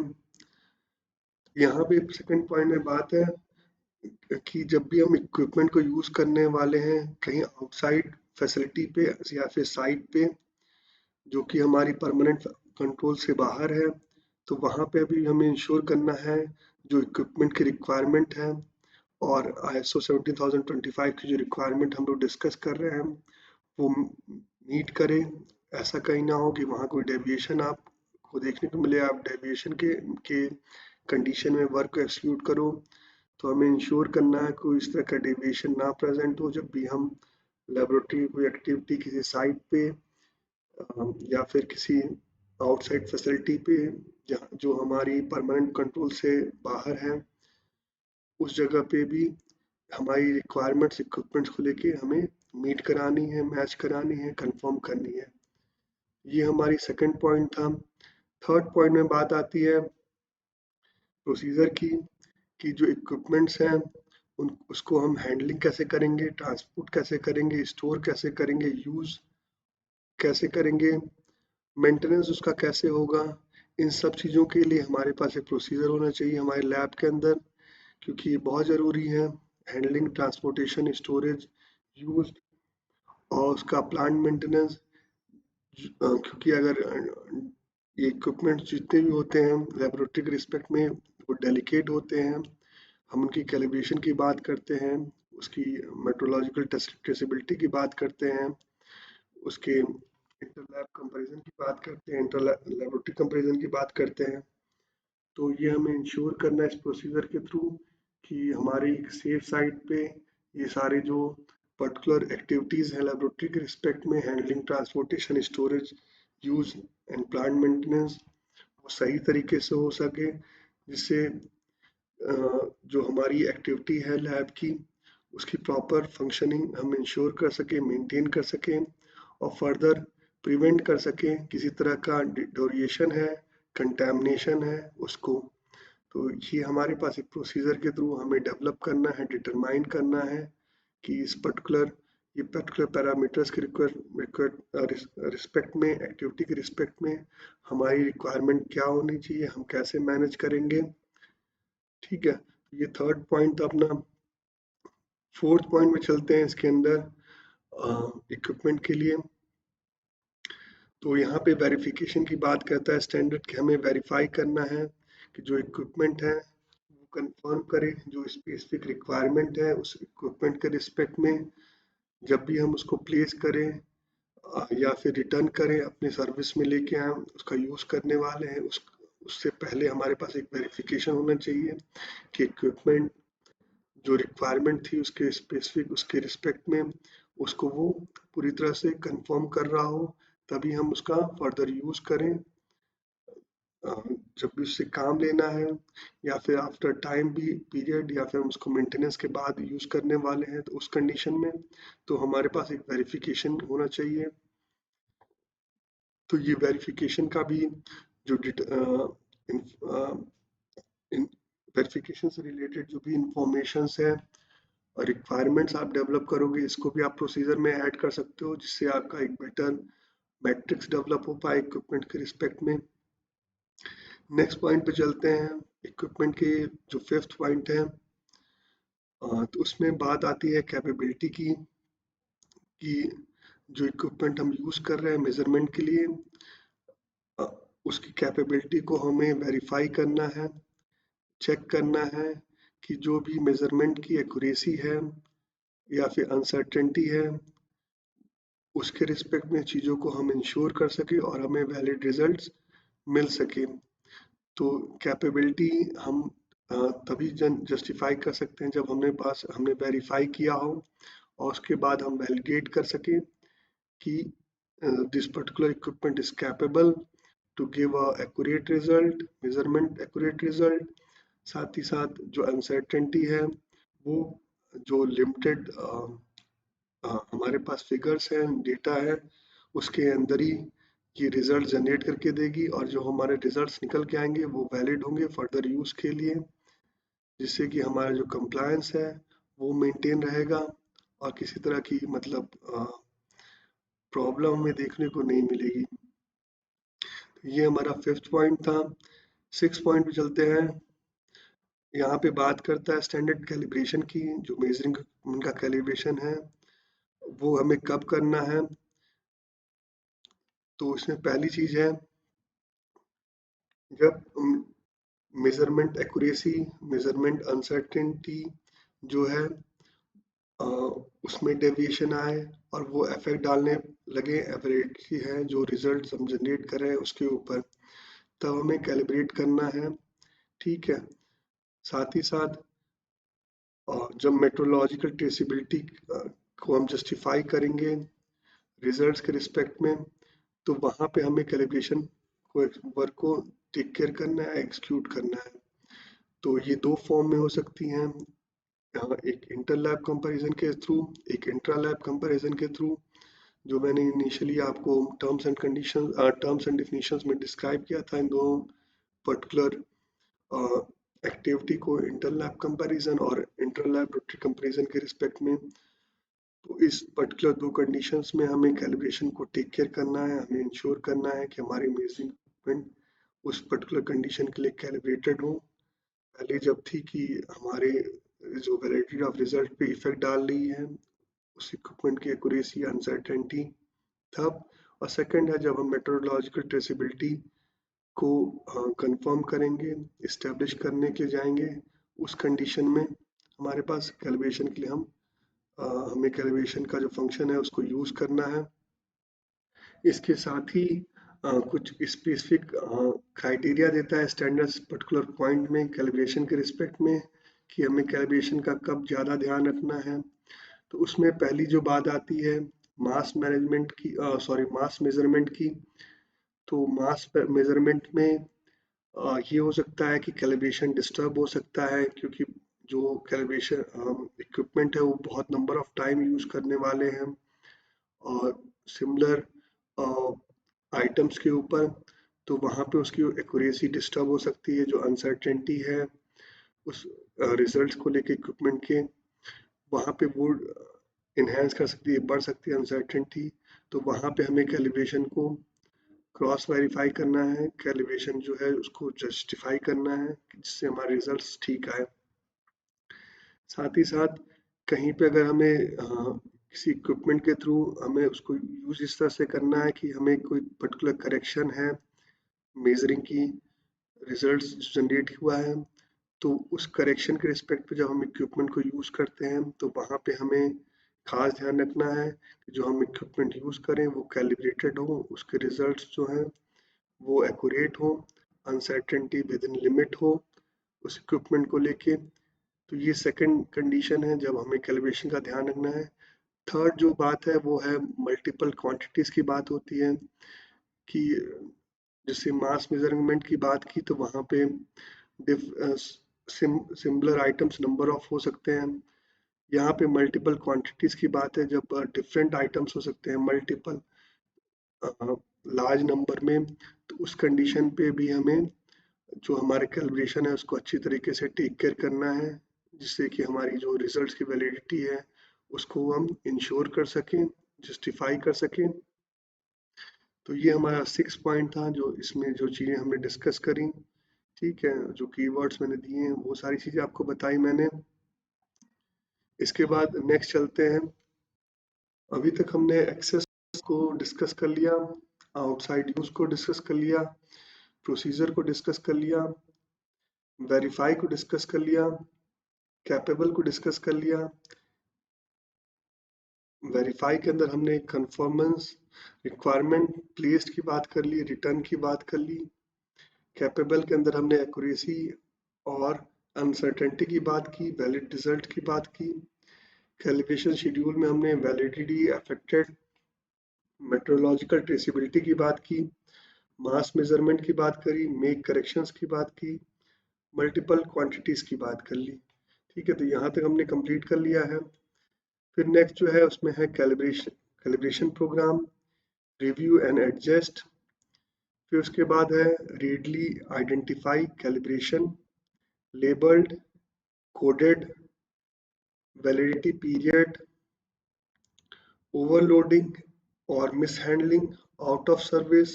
इसके अंदर है आइसोलेटेड है, clearly labelled, effect examination, management. ये सारे कीवर्ड्स हैं। तो इसको आगे तक हम अभी एक बार देख लेते हैं, फिर एक सीक्वेंस में हम चलेंगे। इसके बाद है इंटरमीडिएट चेक की बात है, इसमें प्रोसीजर है, कॉन्फिडेंस है, रेफरेंस वैल्यू है और करेक्शन फैक्टर है। इसके अंदर जो मैंने कीवर्ड लिया है वो है ensure, updated and implemented and meet की बात है। फिर उसके बाद जो नेक्स्ट है एडजस्टमेंट है, उसमें प्रैक्टिकेबल मेजर है, रिटेन रिकॉर्ड जो नेक्स्ट उसमें पॉइंट है उसकी हेडिंग मैंने ली है, उसमें है आइडेंटिटी। उसके अंदर जो कीवर्ड लिए हैं सॉफ्टवेयर वर्जन, फिर है आइडेंटिफाई है, उसमें है manufacturer name, type, serial number, unique, ये सारी चीज़ें हैं। फिर उसके बाद नेक्स्ट हेडिंग मैंने ली है एविडेंस की, उसमें है वेरिफिकेशन, कन्फर्म्स। नेक्स्ट जो उसमें लिया फिर मैंने हेडिंग करंट लोकेशन, उसके नेक्स्ट हेडिंग लिया है मैंने calibration, dates, results, adjustments, acceptance criteria, due date, interval.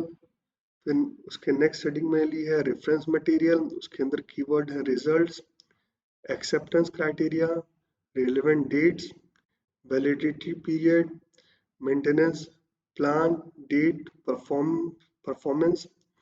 और जो नेक्स्ट इसके अंदर लास्ट पॉइंट लिया है मैंने अदर डिटेल्स, डैमेज, माल फंक्शन, मॉडिफिकेशन और रिपेयर को।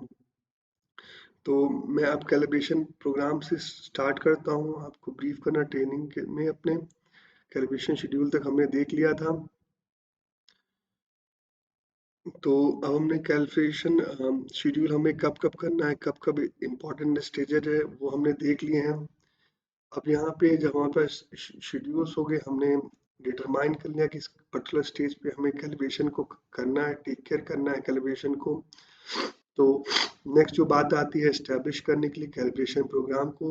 स्टैंडर्ड कहता है आप कैलिब्रेशन प्रोग्राम को इस्टेब्लिश करो, और साथ ही साथ जब आप प्रोग्राम को इस्टेब्लिश करोगे तो इसको रिव्यू करते रहना है टाइम टू टाइम, और एडजस्ट करते रहना है अपनी एक्टिविटी के ऊपर, अपने यूज़ के ऊपर, इक्विपमेंट्स के, जिससे कि हमारा जो कॉन्फिडेंस है स्टेटस ऑफ कैलिब्रेशन को लेके, रिजल्ट्स की वैलिडिटी को लेके, वो हमारा कॉन्फिडेंस मेंटेन रहे लैब का, और हम इंश्योर करते रहें विद टाइम कि हमारी जो हमारा कैलिब्रेशन है, कैलिब्रेशन के प्रोग्राम के थ्रू जो मैनेज कर रहे हैं वो एक अच्छे फॉर्म में है, एक एडुकेट फॉर्म में है, और किसी तरह की उसमें कोई मॉडिफिकेशन की, एडजस्टमेंट की नीड नहीं है, और हमारे इक्विपमेंट्स जो है वो सही तरीके से परफॉर्म कर रहे हैं।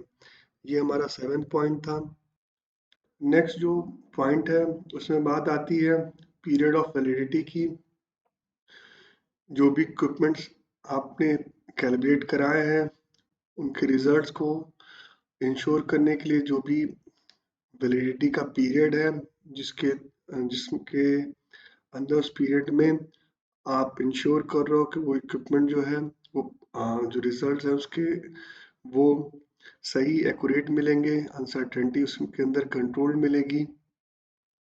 तो वो पीरियड ऑफ वैलिडिटी को आपको लेबल करना है कोडेड फॉर्म में, आपको मतलब एक तरह से डिस्प्ले करना है उस इक्विपमेंट के ऊपर, जिससे कि आइडेंटिफाई कर सके जो भी यूजर उसको यूज करने वाला है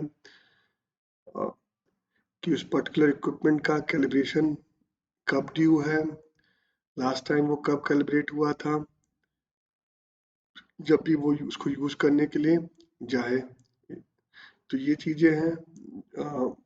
अ, ले, लेबल के फॉर्म में हमें डिस्प्ले करनी है, रीडली आइडेंटिफाई बनाना है उस इक्विपमेंट को, जिससे कि कोई इस तरह का इक्विपमेंट ना यूज हो सके जो कैलिब्रेटेड ना हो। पहले एक स्टैंडर्ड प्रैक्टिस है लेबोरेटरी के फील्ड में कि जो लेबलिंग है उसको वेरीफाई करके ही इक्विपमेंट को यूज किया जाता है जब भी यूज में लेना होता है किसी इक्विपमेंट को। तो इस चीज को इंश्योर करना है, इस लेबलिंग को इंश्योर करना है कि आपको जो प्लेसिंग है लेबलिंग की, कोडिंग है, कैलिब्रेशन रिलेटेड इंफॉर्मेशन, वो सारे प्लेस्ड हो पर्टिकुलर इक्विपमेंट के ऊपर, और जितने भी इक्विपमेंट है उनके ऊपर ये सारी चीजें होनी चाहिए लेबोरेटरी के अंदर। तो ये हमारा 8th पॉइंट था।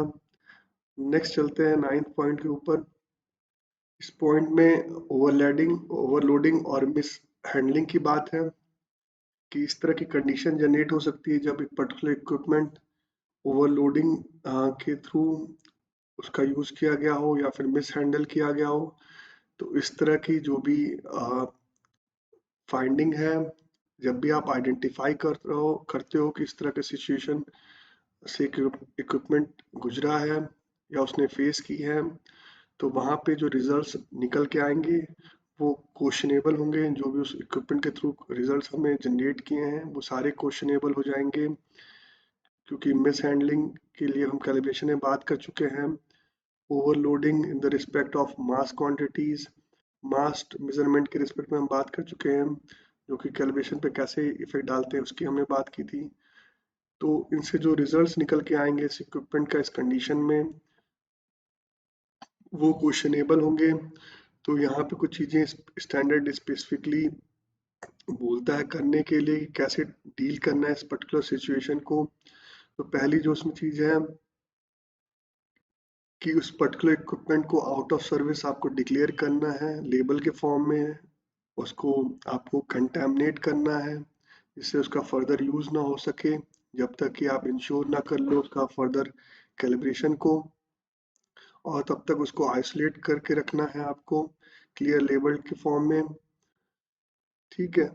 और साथ ही साथ जो उसने रिजल्ट जनरेट किए हैं आइटम्स को लेके, जो भी उसने उसके थ्रू चीज़ों का मेजरमेंट हुआ है, जो भी रिजल्ट्स निकल के आए हैं उसका एक उसके रिजल्ट्स को एग्जामिन करना है कि वो इस तरह से हो सकता है कि आप दूसरे इक्विपमेंट को यूज करो, और मतलब डिफरेंट पार्ट्स में डिवाइड करके आइटम्स को, जिससे फर्दर उस पर ओवरलोडिंग का कंडीशन ना जनरेट हो या फिर मिस हैंडलिंग का कंडीशन ना जनरेट हो।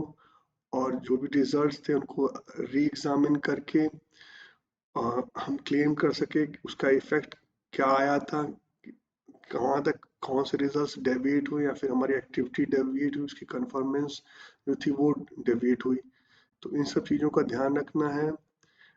और साथ ही साथ एक मैनेजमेंट की बात करता है स्टैंडर्ड, जब नॉन कन्फर्मिटी वर्क प्रोसीजर को फॉलो किया गया हो तो उसका कंडीशन में हमें मैनेजमेंट के थ्रू इंश्योर करना है कि जो इफेक्ट है उसको हम मिटिगेट करें इस नॉन कन्फर्मिंग वर्क के रिस्पेक्ट में। तो अभी हम आगे समझेंगे मैनेजमेंट कैसे करना है चीज, जो हमारा डेविएशन था रिजल्ट्स में, एक्टिविटी में, उसका जो इफेक्ट आया था उसको कैसे मैनेज करना है, उसको करेक्ट करना है। उन सारी चीज़ों को हमें मतलब इस पर्टिकुलर पॉइंट में स्टैंडर्ड कहता है करने के लिए। आगे हमारे अभी एक्शन प्लान्स होंगे, उसमें हम डिस्कस करेंगे कैसे डील करना है फिर फर्दर। यहाँ पे अभी आप इस चीज़ का ध्यान रखो कि हमें कम्प्लीटली मैनेज करना है जिससे हम रीइंश्योर कर सकें जो भी हमारे रिजल्ट्स वहाँ पे निकल के आए इन कंडीशन ऑफ ओवरलोडिंग और मिस हैंडलिंग।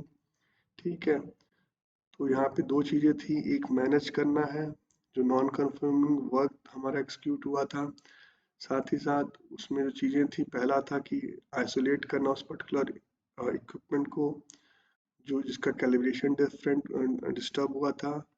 हमारे रिजल्ट क्वेश्चनेबल हो गए थे उस कंडीशन में और उस लेबलिंग के थ्रू। ठीक है। और सेकंड था हमारा एग्जामिनेशन, एग्जामिन करना है जो इफेक्ट है डेविएशंस का रिजल्ट्स का, उसको हमें मैनेजमेंट के थ्रू लेके आना है। तो ये हमारा 9th पॉइंट था।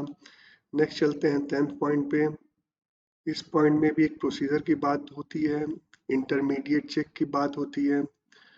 तो यहाँ पे इंट्रा लेबोरेटरी कंपेरिजन आप यूज़ कर सकते हो मेथड, जिससे कि आप जो इंटरमीडिएट चेक है उसके थ्रू आप कॉन्फिडेंस बिल्ड कर सको अपनी लेबोरेटरी के अंदर, उसके एक्टिविटी को लेके, रिजल्ट जनरेशन को लेके, कि जो इक्विपमेंट है वो सही रिजल्ट्स जनरेट कर रहा है विद टाइम। तो इसको डील करने के लिए आपके पास एक प्रोसीजर होना चाहिए आपकी लेबोरेटरी का, जिसके थ्रू आप जो इंटरमीडिएट चेक है उसको डिलीवर करो और ये जो कॉन्फिडेंस है उसको बूस्ट कर सको। नेक्स्ट चलते हैं 11th पॉइंट पे। यहाँ पे बात आती है, इस पॉइंट में रेफरेंस वैल्यू और करेक्शन फैक्टर की बात है। तो जब भी हम कैलिब्रेशन कराते हैं किसी इक्विपमेंट का, वो चाहे आप इंटरनल कैलिब्रेशन वेरीफाई कर रहे हो या फिर एक्सटर्नल कैलिब्रेशन करा रहे हो, तो वहाँ पे हमें ध्यान रखना है जो भी हमारे कैलिब्रेशन के थ्रू रेफरेंस वैल्यू निकल के आए, करेक्शन फैक्टर निकल के आए इक्विपमेंट के लिए, तो हमें ये particular reference value correction factor को अपडेट करना है इक्विपमेंट में और इम्प्लीमेंट करना है, जिससे कि हमारी रिक्वायरमेंट स्पेसिफिक जो है इक्विपमेंट को लेके, एक्टिविटी को लेके वो मेंटेन हो सके। तो ये चीज़ें हैं। तो रेफरेंस वैल्यू और करेक्शन फैक्टर्स हमारे रेफरेंस मटेरियल और कैलिब्रेशन से निकल के आते हैं, जिसे हमें अपडेट करना है और इम्प्लीमेंट करना है अपनी एक्टिविटी में। ठीक है, तो ये चीज़ें हैं। इसमें एक चीज़ और ध्यान रखना है कि ये भी हो सकता है विद टाइम की जो एक्यूरेसी है वो डेविएट कर गई हो, कैलिब्रेशन नहीं पॉसिबल हो। तो हमें ये भी जो हमारी अनसर्टेनिटी है इक्विपमेंट को लेके, उसकी जो मेजरिंग रिजल्ट्स हैं उसको लेके कि वो उसका जो रेंज है वो एक्सटेंड हो सकता है। तो हमें इस इंफॉर्मेशन को, इस डेटा को अपडेट करना है और इम्प्लीमेंट करना है अपनी एक्टिविटी के रिस्पेक्ट में। तो इसको कंबाइंड मैनर में इस तरह से देखना है और टेक केयर करना है। तो ये चीज़ें हैं। इसको भी आप प्रोसीजर जो हमने डेवलप की थी इंटरमीडिएट चेक की, उसमें आप ऐड कर सकते हो कैसे आपको यूटिलाइज करना है रेफरेंस वैल्यू को और करेक्शन फैक्टर को। नेक्स्ट जो पॉइंट है उसमें प्रैक्टिकेबल मेजर की बात होती है कि हमें एक प्रैक्टिकल मेजर अप्लाई करना है लेबोरेटरी को, जिससे कि हम प्रिवेंट कर सके अनइंटेंडेड एडजस्टमेंट को इक्विपमेंट को लेके। ठीक है, तो अनइंटेंडेड एडजस्टमेंट किस कंडीशन में हो सकते हैं, वो उसके डिफरेंट रीजंस हो सकते हैं। एक इम्पार्शियलिटी की बात आ सकती है यहाँ पे, और एक नंबर ऑफ वर्किंग साइकिल के बाद हो सकती है अनइंटेंडेड एडजस्टमेंट इक्विपमेंट के ऊपर, जिससे हमारे रिजल्ट्स इनवैलिडेट हो जाएंगे। तो इन सारी चीज़ों को कंसीडर करते हुए हमें प्रैक्टिकल मेजर्स अप्लाई करने हैं, जिससे कि इन चीज़ों से बचा जा सके और हमारे रिजल्ट्स जो हैं वो वैलिड हमें मिले। तो इसको भी हमें एक अपने प्रोसीजर के थ्रू डिटरमाइन करके इससे रिलेवेंट डेटा इंफॉर्मेशन ऐड करनी है कि कैसे हम एक प्रैक्टिकल मेजर जो हमारे इक्विपमेंट को लेके होंगे उसको कैसे मेंटेन करेंगे। ये हमारा 12th पॉइंट था। 3rd पॉइंट है हमारा रिकॉर्ड से रिलेटेड, कि हमें रिकॉर्ड कौन कौन से जनरेट करने और रिटेन करना है इक्विपमेंट के रिस्पेक्ट में, जो कि इन्फ्लुएंस कर सकते हैं लेबोरेटरी एक्टिविटी को। तो इन रिकॉर्ड्स जो हमें रिटेन करने हैं यहाँ पे, उसमें पहली चीज़ें हैं कि जो आइडेंटिटी है इक्विपमेंट की, जिसमें सॉफ्टवेयर हो सकते हैं, उसके वर्जन्स हो सकते हैं, फर्मवेयर के वर्जन्स हो सकते हैं, उसको हमें डिफाइन करना है। साथ ही साथ इक्विपमेंट की स्पेसिफिकेशन क्या है, ठीक है, और वो इक्विपमेंट किस तरह से डिफाइन होता है, तब जाके हम उसकी आइडेंटिटी डिस्क्राइब कर सकते हैं। तो ये इंफॉर्मेशन हमें रिटेन करके रखनी है एज अ रिकॉर्ड। सेकंड है इक्विपमेंट से रिलेटेड मैन्युफैक्चरर का नाम, किस टाइप से हम उसको आइडेंटिफाई कर सकते हैं, सीरियल नंबर क्या होगा उसका, और साथ ही साथ उसका यूनिक आइडेंटिफिकेशन हम उसका कैसे कर सकते हैं। इससे रिलेटेड हमें रिकॉर्ड्स मेंटेन करने हैं एज अ एविडेंस और रिटेन करके रखना है। थर्ड जो है हमारा वो है वेरिफिकेशन का एविडेंस। जब भी हम उस इक्विपमेंट को यूज में लेंगे उसके कैलिब्रेशन को हम वेरिफिकेशन के थ्रू इंश्योर करेंगे, तो उस वेरिफिकेशन का हमारे पास एविडेंस होना चाहिए और जिसके थ्रू हम कंफर्म कर सकें कि जो स्पेसिफाइड रिक्वायरमेंट थी उस इक्विपमेंट की वो मीट करती हैं, मैच करती हैं। तो इससे रिलेटेड रिकॉर्ड्स आपको रिटेन करके रखना है। साथ ही साथ नेक्स्ट जो पॉइंट आता है वो करंट लोकेशन की बात करता है। करंट लोकेशन की बात है कि वो जो शिफ्टिंग है इक्विपमेंट अपनी लाइफ पीरियड में कहाँ कहाँ शिफ्ट हुआ है, तो वो जो करंट लोकेशंस थी उसकी उसके रिकॉर्ड्स होना चाहिए कि वो कहाँ कहाँ पे यूज़ हुआ है, अगर नंबर ऑफ साइट्स पे यूज़ हुआ है, नंबर ऑफ फैसिलिटीज़ पे यूज़ हुआ है, जो आपकी कंट्रोल्ड इन हाउस कंडीशन है वहाँ पे कहाँ कहाँ पे वो उसका यूटिलाइजेशन हुआ है। ये सारी जो चीज़ें हैं उसका एक रिकॉर्ड होना चाहिए करंट लोकेशन के फॉर्म में, जिससे आप बेटर चीज़ों को वेरीफाई कर सको, इंश्योर कर सको जो भी इक्विपमेंट का इंटेंडेड यूज़ है और उससे रिलेवेंट हमारा जो रिजल्ट्स निकल के आ रहा है एक्टिविटी के अंदर उस चीज़ को। साथ ही साथ जो इक्विपमेंट का डेट है, कैलिब्रेशन का जो रिजल्ट है, एडजस्टमेंट जो किया गया है इक्विपमेंट में कैलिब्रेशन को लेके, एक्सेप्टेंस क्राइटेरिया जो हमने इवेल्युएट किया है आफ्टर कैलिब्रेशन, और जो नेक्स्ट ड्यू डेट है, ये सारी चीज़ें और इंटरवल के साथ साथ कैलिब्रेशन के, ये सारी इंफॉर्मेशन रिकॉर्ड के फॉर्म में आपको रिटेन करके रखनी है। इसके साथ ही साथ उस इक्विपमेंट से रिलेटेड जो रेफरेंस मटेरियल है, रिजल्ट्स उनके क्या हैं, एक्सेप्टेंस क्राइटेरिया क्या है, रिलेवेंट डेट्स क्या हैं, पीरियड ऑफ वैलिडिटी क्या है, इन चीज़ों को भी आपको रिकॉर्ड के फॉर्म में मेंटेन करना है। ठीक है। नेक्स्ट जो रिकॉर्ड हमें रिटेन करके रखना है वो है मेंटेनेंस प्लान, कि हमने लास्ट मेंटेनेंस कब हमने किया था और जिसकी वजह से उसका परफॉर्मेंस हम इंश्योर कर सकें। तो इस डेटा को, इस रिकॉर्ड को भी आपको मेंटेन करना के रखना है। इसके नेक्स्ट जो पॉइंट की बात है, किसी तरह का इक्विपमेंट से रिलेटेड डैमेज हुआ है, माल फंक्शन हमने आइडेंटिफाई किया है, मॉडिफिकेशन हमने किया इक्विपमेंट के ऊपर या फिर रिपेयर किया है, तो इस इंफॉर्मेशन को भी आपको रिकॉर्ड के फॉर्म में रिटेन करके रखना है। इस पर्टिकुलर पैरामीटर को, इंसिडेंट्स को, जो भी डैमेज, माल फंक्शन, मॉडिफिकेशन और रिपेयर के रिस्पेक्ट में आती हैं। और यहाँ पे हमारा 6.4 क्लॉज जो इक्विपमेंट की रिक्वायरमेंट थी एज अ रिसोर्स रिक्वायरमेंट, वो हम कंप्लीट कर लेते हैं। इसके आगे नेक्स्ट चलेंगे 6.5 पे, जो बात करता है मेट्रोलॉजिकल ट्रेसेबिलिटी की। इसके अंदर जो मैंने हेडिंग ली है, पहला वो है appropriate reference, EM, measurement results, calibration unbroken chain, uncertainty, ISO/IC, guide 99, Annexure A, traceable to SI, competent laboratory calibration, certified reference materials, direct realization of the SI units। फिर नेक्स्ट हेडिंग ली है मैंने technically not possible, certified reference materials, results of reference measurement procedure. तो ये सारे keywords लिए हैं different heading के थ्रू। मेनली 4 पॉइंट हैं इस पर्टिकुलर सब क्लॉज में मेट्रोलॉजिकल ट्रेसेबिलिटी के, इनको भी हम ट्रेनिंग के थ्रू डिस्कस करेंगे रिसोर्स रिक्वायरमेंट के अंदर। तो पॉइंट वाइज हम स्टार्ट करते हैं इसको, मेट्रोलॉजिकल ट्रेसेबिलिटी को। इस पर्टिकुलर सब क्लॉज में स्टैंडर्ड कहता है कि इस्टेब्लिश करने के लिए, मेंटेन करने के लिए मेट्रोलॉजिकल ट्रेसेबिलिटी और जो भी हमारे मेजरमेंट रिजल्ट्स हैं उसके लिए उसका हमारा तरीका क्या होगा इस मेट्रोलॉजिकल ट्रेसेबिलिटी को मेंटेन करने के लिए मेजरमेंट रिजल्ट के।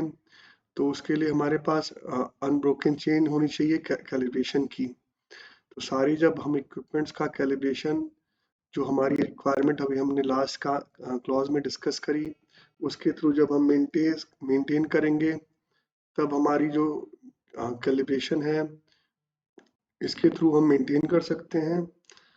ठीक है,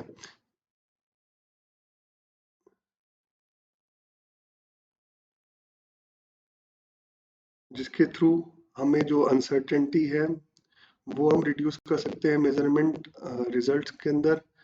और जब हमारे पास कैलिब्रेशंस के रिकॉर्ड्स होते हैं, अनब्रोकन चेन होती है, तो जो ओवरऑल अनसर्टेनिटी के निकल के आती हैं, जो फाइनल रिजल्ट्स हमारे जनरेट हो, उसमें हम इंश्योर कर सकते हैं कि रिजल्ट्स हमारे उसमें जो सर्टेनिटी है उस रिजल्ट्स की, वो किस तरह से हम इंश्योर किया है हमने, हमारे पास जस्टिफिकेशन होता है।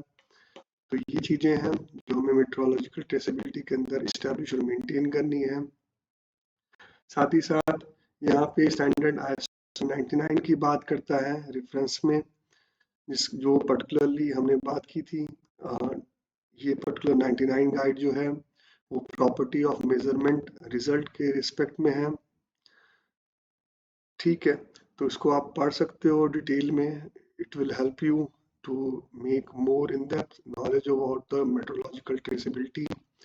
सेकंड जो बात आती है इसमें इस पर्टिकुलर पॉइंट के रिस्पेक्ट में, उसमें एनेक्सर ए का रेफरेंस मिलता है, जो मैं अभी आपको आ, आने वाले नेक्स्ट पार्ट में ट्रेनिंग के एनेक्सर ए को ब्रीफ करूंगा आपको, जिसमें एडिशनल इंफॉर्मेशन है मेट्रोलॉजिकल ट्रेसेबिलिटी से रिलेटेड।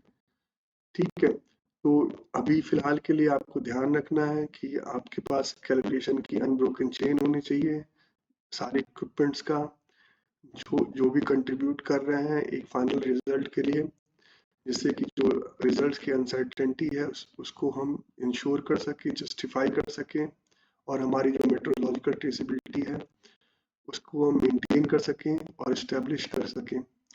सेकंड पॉइंट पे आते हैं कि जो भी मेजरमेंट की रिजल्ट्स हैं उसकी बात करता है यहाँ पे, उसको इंश्योर करने की कि वो ट्रेसेबल होने चाहिए एसआई यूनिट के रिस्पेक्ट में।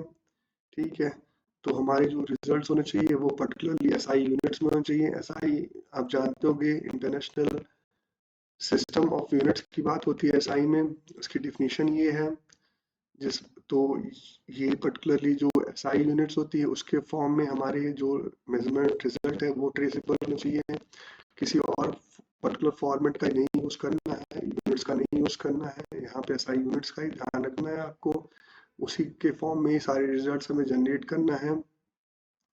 और कब कब हमें इस का ध्यान रखना, जब भी हमारा कैलिब्रेशन हो किसी कॉम्पिटेंट लेबोरेटरी के थ्रू इक्विपमेंट्स का, तो वहाँ पे हमें ध्यान रखना कि वो एसआई यूनिट्स में ही हमारी जो उस कैलिब्रेशन है उसके डेटा जनरेट हुए हों, रिजल्ट जनरेट हुए हैं। साथ ही साथ जो रेफरेंस मटेरियल का हम यूज़ करें कैलिब्रेशन के लिए, सर्टिफाइड वैल्यूज़ के लिए, तो वहाँ पे भी हमें एसआई यूनिट्स को मेंटेन करना है, जो भी हमारी मेट्रोलॉजिकल ट्रेसेबिलिटी है। साथ ही साथ यहाँ पे फिर अगेन यहाँ पे एसआई यूनिट के रेफरेंस में रिस्पेक्ट में, मेट्रोलॉजिकल के रिस्पेक्ट में, रेफरेंस मटेरियल प्रोड्यूसर के रिस्पेक्ट में ISO 17034 का रेफरेंस आता है, और इस पे जोड़ देता है स्टैंडर्ड की जो भी कॉम्पिटेंट रेफरेंस मटेरियल प्रोड्यूसर है उसको फुलफिल करना चाहिए ISO 17034। ठीक है, तो नेक्स्ट किसी ट्रेनिंग वीडियो में हम ISO 17034 को डिस्कस करेंगे। और जो इसके अंदर नेक्स्ट पॉइंट है एसआई यूनिट के रिस्पेक्ट में, जो ट्रेसेबिलिटी की बात हो रही है उसमें डायरेक्ट रियलाइजेशन की बात होती है, जो कि हम कंपैरिजन की बात आएगी directly indirectly with national standard, national और इंटरनेशनल स्टैंडर्ड के रिस्पेक्ट में है। तो हमारा जो रियलाइजेशन है, रियलाइजेशन आप समझोगे, रियलाइजेशन का मतलब ये होता है कि हमारा जो रिजल्ट्स निकल के आया है कैलिब्रेशन का इंटरलैब कंपैरिजन के थ्रू, इंटरलैब कंपैरिजन के थ्रू कैलिब्रेशन के अंदर, वो पर्टिकुलरली हमारा एक रियलाइजेशन फेस होता है। तो हमारे जो उसके रिजल्ट्स निकल के आए वो एसआई यूनिट में होंगे। तो इस तरह से हमारा डायरेक्ट रियलाइजेशन जो होता है वो क्लेम होगा। ठीक है, और हम कंपैरिजन कर पाएंगे उसका। तो ये चीजें हैं हमारा थर्ड पॉइंट। इसके बाद इसके एक नोट है जिसमें एसआई ब्रोशर की बात भी स्टैंडर्ड कहता है इस पर्टिकुलर क्लॉज के अंदर, जिसमें आप अगर रिफर कर सकते हो एसआई ब्रोशर जो फ्री ऑफ अवेलेबल है इंटरनेट पे, उसके लिंक आपको मिल जाएंगे। एसआई ब्रोशर को आप जब सर्च करोगे तो जो इम्पोर्टेंट यूनिट्स हैं उनकी डिफिनीशन आप देख सकते हो, जो कि ज़रूरी है। सभी जो भी इम्पोर्टेंट की पर्सनल आपके लेबोरेटरी के अंदर उनको जानकारी होना, जो भी एक्टिविटी आप एक्सक्यूट कर रहे हो, डिलीवर कर रहे हो अपने लेबोरेटरी के अंदर, जो भी रिजल्ट जनरेट कर रहे हो उनको डिफिनीशन पता होना एसआई यूनिट्स की। तो ये एक तरह से प्रैक्टिकल रियलाइजेशन हमारा इसमें यहाँ पे होता है। डायरेक्ट रियलाइजेशन की मैंने बात पिछले पॉइंट में की थी, उसी के एडिशन ये पॉइंट है। तो इसको आप गो थ्रू हो लो, आपको क्लियरिटी होना चाहिए एसआई यूनिट्स हमारे यहाँ कौन कौन सी एप्लीकेबल हैं, एक्टिविटी से रिलेटेड उनकी डेफिनेशंस क्या हैं। ठीक है, अब नेक्स्ट पॉइंट में चलते हैं। यहाँ पे बात आती है कि अगर इस तरह की कोई कंडीशन जनरेट होती है कि जो एसआई यूनिट से रिलेटेड ट्रेसेबिलिटी है वो टेक्निकली पॉसिबल नहीं है, तो उस कंडीशन में हमें कैसे डील करना है। तो इस तरह की अगर कोई कंडीशन आती है तो लेबोरेटरी को एक प्रॉपर डिमॉन्स्ट्रेट करना है मेट्रोलॉजिकल ट्रेसेबिलिटी को, जिसमें एक अप्रोप्रिएट रेफरेंसेस यूज करने हैं। ये अप्रोप्रिएट रेफरेंसेस क्या क्या हो सकते हैं कि कोई पर्टिकुलर सर्टिफाइड रेफरेंस मटेरियल है, उसके थ्रू हम जस्टिफाई कर सकते हैं अपनी मेट्रोलॉजिकल ट्रेसेबिलिटी को। ठीक है, सेकंड जो है, जो रेफरेंस मेजरमेंट है, प्रोसीजर है, उसका यूज करके जो रिजल्ट्स हम आइडेंटिफाई करेंगे इक्विपमेंट्स का, उसको यूज कर सकते हैं रेफरेंस देने के लिए मेट्रोलॉजिकल ट्रेसेबिलिटी के रिस्पेक्ट में। तो ये दो मेथड्स हैं। पहले में बात हुई थी हमने बात की सर्टिफाइड रेफरेंस मटेरियल की, उसके थ्रू हम जस्टिफाई कर सकते हैं मेट्रोलॉजिकल ट्रेसेबिलिटी को। और सेकंड जो है वो है रेफरेंस मेजरमेंट प्रोसीजर का यूज करके हमने कोई रिजल्ट जनरेट किया है, उसका यूज कर सकते हैं अपनी मेट्रोलॉजिकल ट्रेसेबिलिटी को जस्टिफाई करने के लिए, इन केस अगर हमारा जो ट्रेसेबिलिटी है वो टेक्निकल पॉसिबल नहीं है एसआई यूनिट के रेफरेंस में। तो ये चीजें थी जो हमने डिस्कस करी मेट्रोलॉजिकल ट्रेसेबिलिटी के रिस्पेक्ट में। आई बिलीव आपको समझ में आ गया होगा यहाँ तक की रिक्वायरमेंट जो मैंने बताई। इसके आगे चलते हैं। नेक्स्ट जो क्लॉज है वो है रिसोर्स रिक्वायरमेंट के अंदर जो 6th क्लॉज है हमारा, वो है 6.6। इसमें बात करेंगे externally provided product and services की। जैसा कि आप स्क्रीन पे देख सकते हो, इसमें जो मैंने पॉइंट वाइज हेडिंग्स ली हैं उसमें पहला है इंश्योर, इसके अंदर कीवर्ड लिया है suitable, activities intended incorporation part are in full operation support। फिर नेक्स्ट हेडिंग ली है procedure and retain record, TRA requirements criteria, ESMR performance,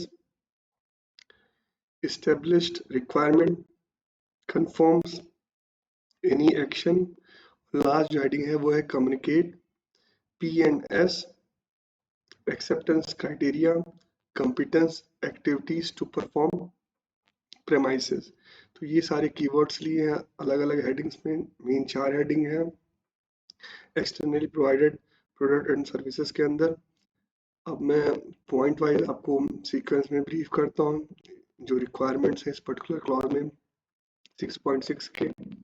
जब भी हम externally provided product and services की बात करते हैं किसी भी ऑर्गेनाइजेशन के लिए, किसी भी डिसिप्लिन में, तो सप्लाई चेन के लिए बहुत इंपॉर्टेंट हो जाता है उसको अच्छा होना। जो हम आउटसोर्स कर रहे हैं चीज़ें प्रोडक्ट और सर्विसेज के पॉइंट ऑफ व्यू से, यहाँ पर्टिकुलरली ISO 17025 में इंश्योर करने की बात होती है कि लेबोरेटरी को इंश्योर करना है जो भी प्रोडक्ट और सर्विसेज को लैब एक्सटर्नली प्रोवाइडर के थ्रू ले रही है आउटसोर्स कर रही है कि वो सुटेबल हो, जो भी यूज़ है उसका आपकी लेबोरेटरी के अंदर उसके लिए, और जो आपकी लेबोरेटरी की एक्टिविटी है उसको वो उस पर कोई एडवर्स इफेक्ट ना डाले।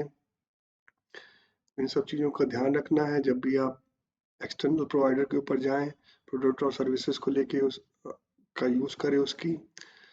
तो सबसे पहली चीज़, कुछ चीज़ें बोलता है स्टैंडर्ड करने के लिए, इंश्योर करने के रिस्पेक्ट में, वो पहली चीज़ है कि इस तरह का कोई प्रोडक्ट या सर्विस हो सकती है जिसको आप डायरेक्टली इनकॉर्पोरेट करते हो अपनी लेबोरेटरी के खुद की एक्टिविटी में, तो उस केस में कंसीडर करना है कि वो एक्सटर्नली प्रोवाइडेड प्रोडक्ट और सर्विसेज होगी। सेकंड है, पार्ट या फुल टाइम में आप डायरेक्टली कस्टमर को अपनी लेबोरेटरी के द्वारा कुछ उससे कोई चीज़ डिलीवर कर रहे हो एक्सटर्नल प्रोवाइडर के जो का प्रोडक्ट या सर्विसेज है, तो वहाँ पे आपको काउंट करना है as a external provided product and services को वहाँ पे।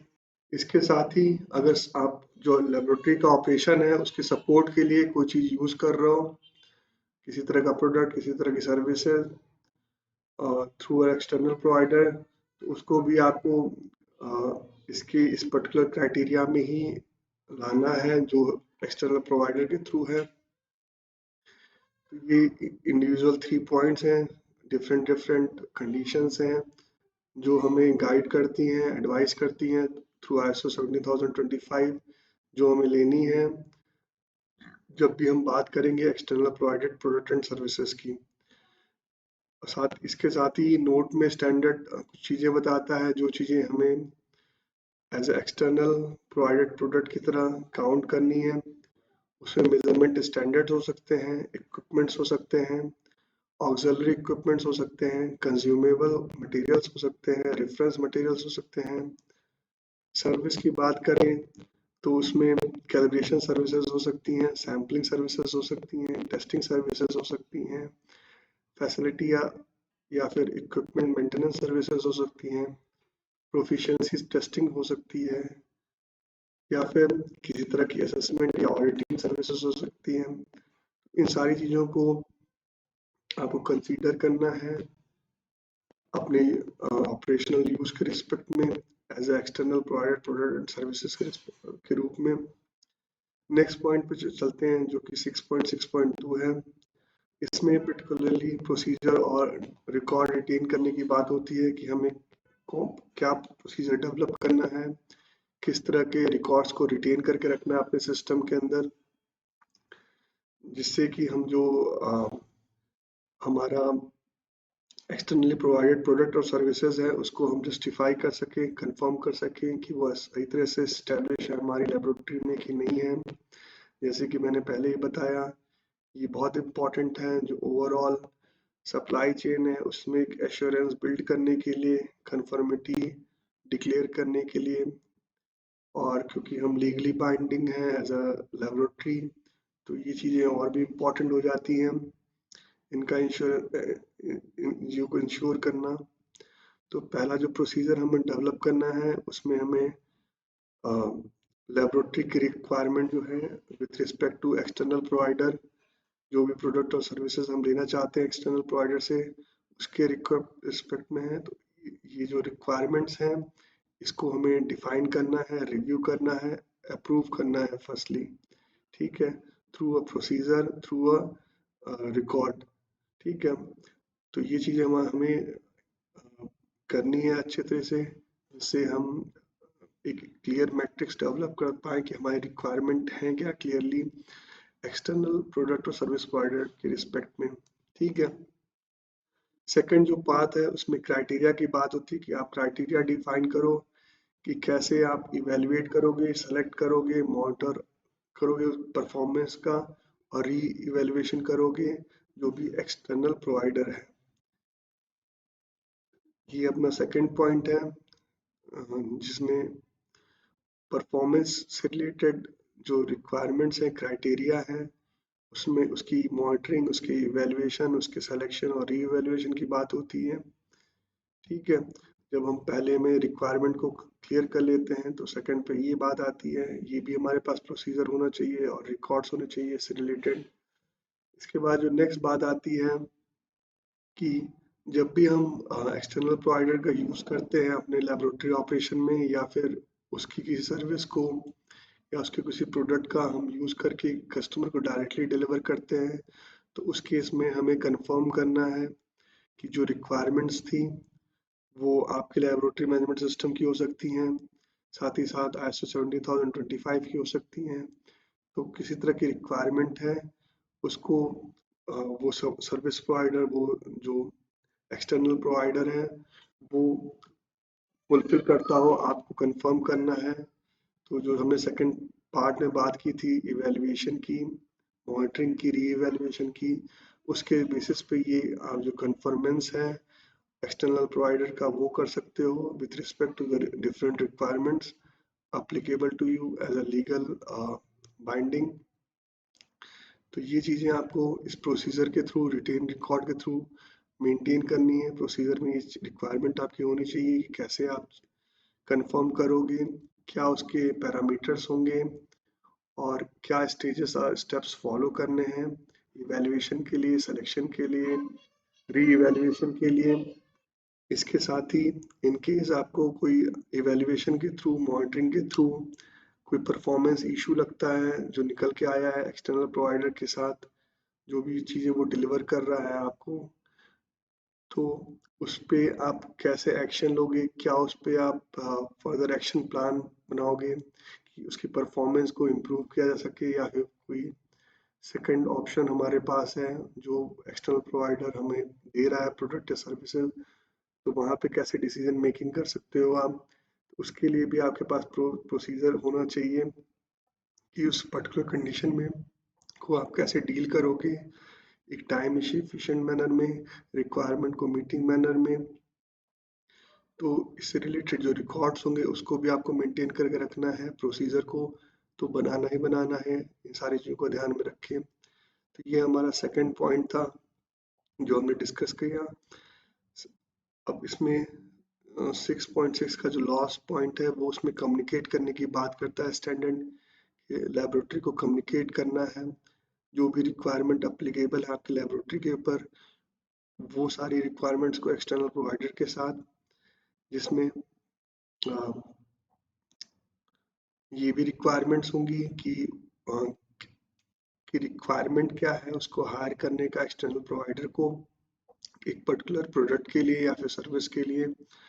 तो उसमें जो सबसे पहली चीज़ आती है कि हमें कम्युनिकेट करना है कि हमें क्या प्रोडक्ट और सर्विस उससे हम चाह रहे हैं एक्सटर्नल प्रोवाइडर से, उसको क्लियरली डिफाइन करना है। जो भी स्पेसिफिकेशन है, कैरेक्टरिस्टिक्स है, पैरामीटर्स है, वो सारी चीज़ें उस कम्युनिकेशन में होनी चाहिए जिससे कि एक्सटर्नल प्रोवाइडर क्लियर रहे, किसी तरह का क्वेश्चन ना रहे उसके माइंड में, और इन चीज़ों को अच्छी तरीके से वो समझ गया हो। इसको भी इंश्योर करना है कम्युनिकेशन के द्वारा। नेक्स्ट पॉइंट जो है कम्युनिकेट करना है वो है एक्सेप्टेंस क्राइटेरिया, कि एक्सेप्टेंस क्राइटेरिया क्या होंगी जो भी प्रोडक्ट और सर्विसेज हम एक एक्सटर्नल प्रोवाइडर से ले रहे हैं, उसको हमें क्लियर करना है थ्रू कम्युनिकेशन। ठीक है, और इन केस एक्सेप्टेंस क्राइटेरिया नहीं मैच करता है तो उस कंडीशन में हमारा क्या एक्शन प्लान रहेगा ये भी हमें कम्युनिकेट करना है।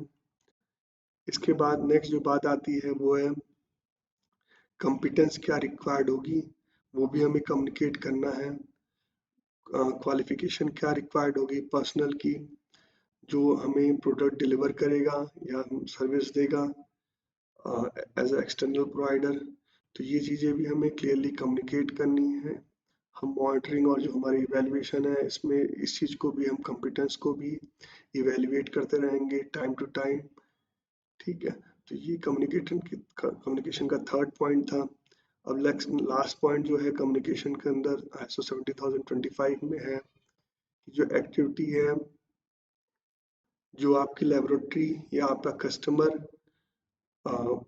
का इंटेंशन है उस एक्टिविटी को परफॉर्म करने का जो एक्सटर्नल प्रोवाइडर है उसके प्रमाइसेस में, तो इससे रिलेटेड जो डिटेल इंफॉर्मेशन है, रिक्वायरमेंट्स हैं, वो सारी चीज़ें हमें कम्युनिकेट करनी है।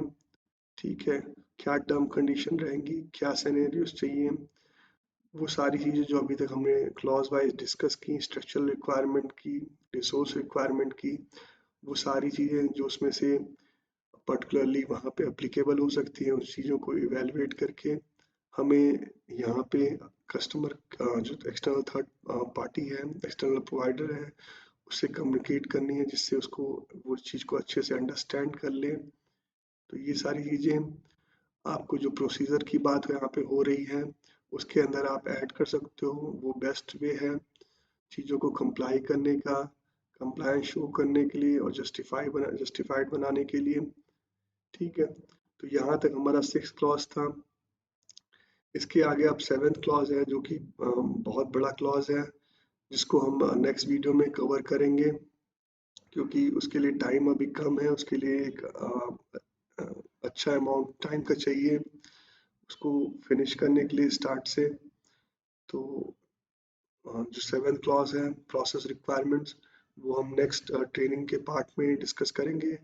अभी के लिए ये जो हमारा 6th क्लॉज था आज हमने डिस्कस किया, सारे उसके सब क्लॉसेस डिटेल मैनर में, उसके पे आप नोट्स बनाइए। ठीक है, और अपनी नॉलेज को बिल्ड करिए।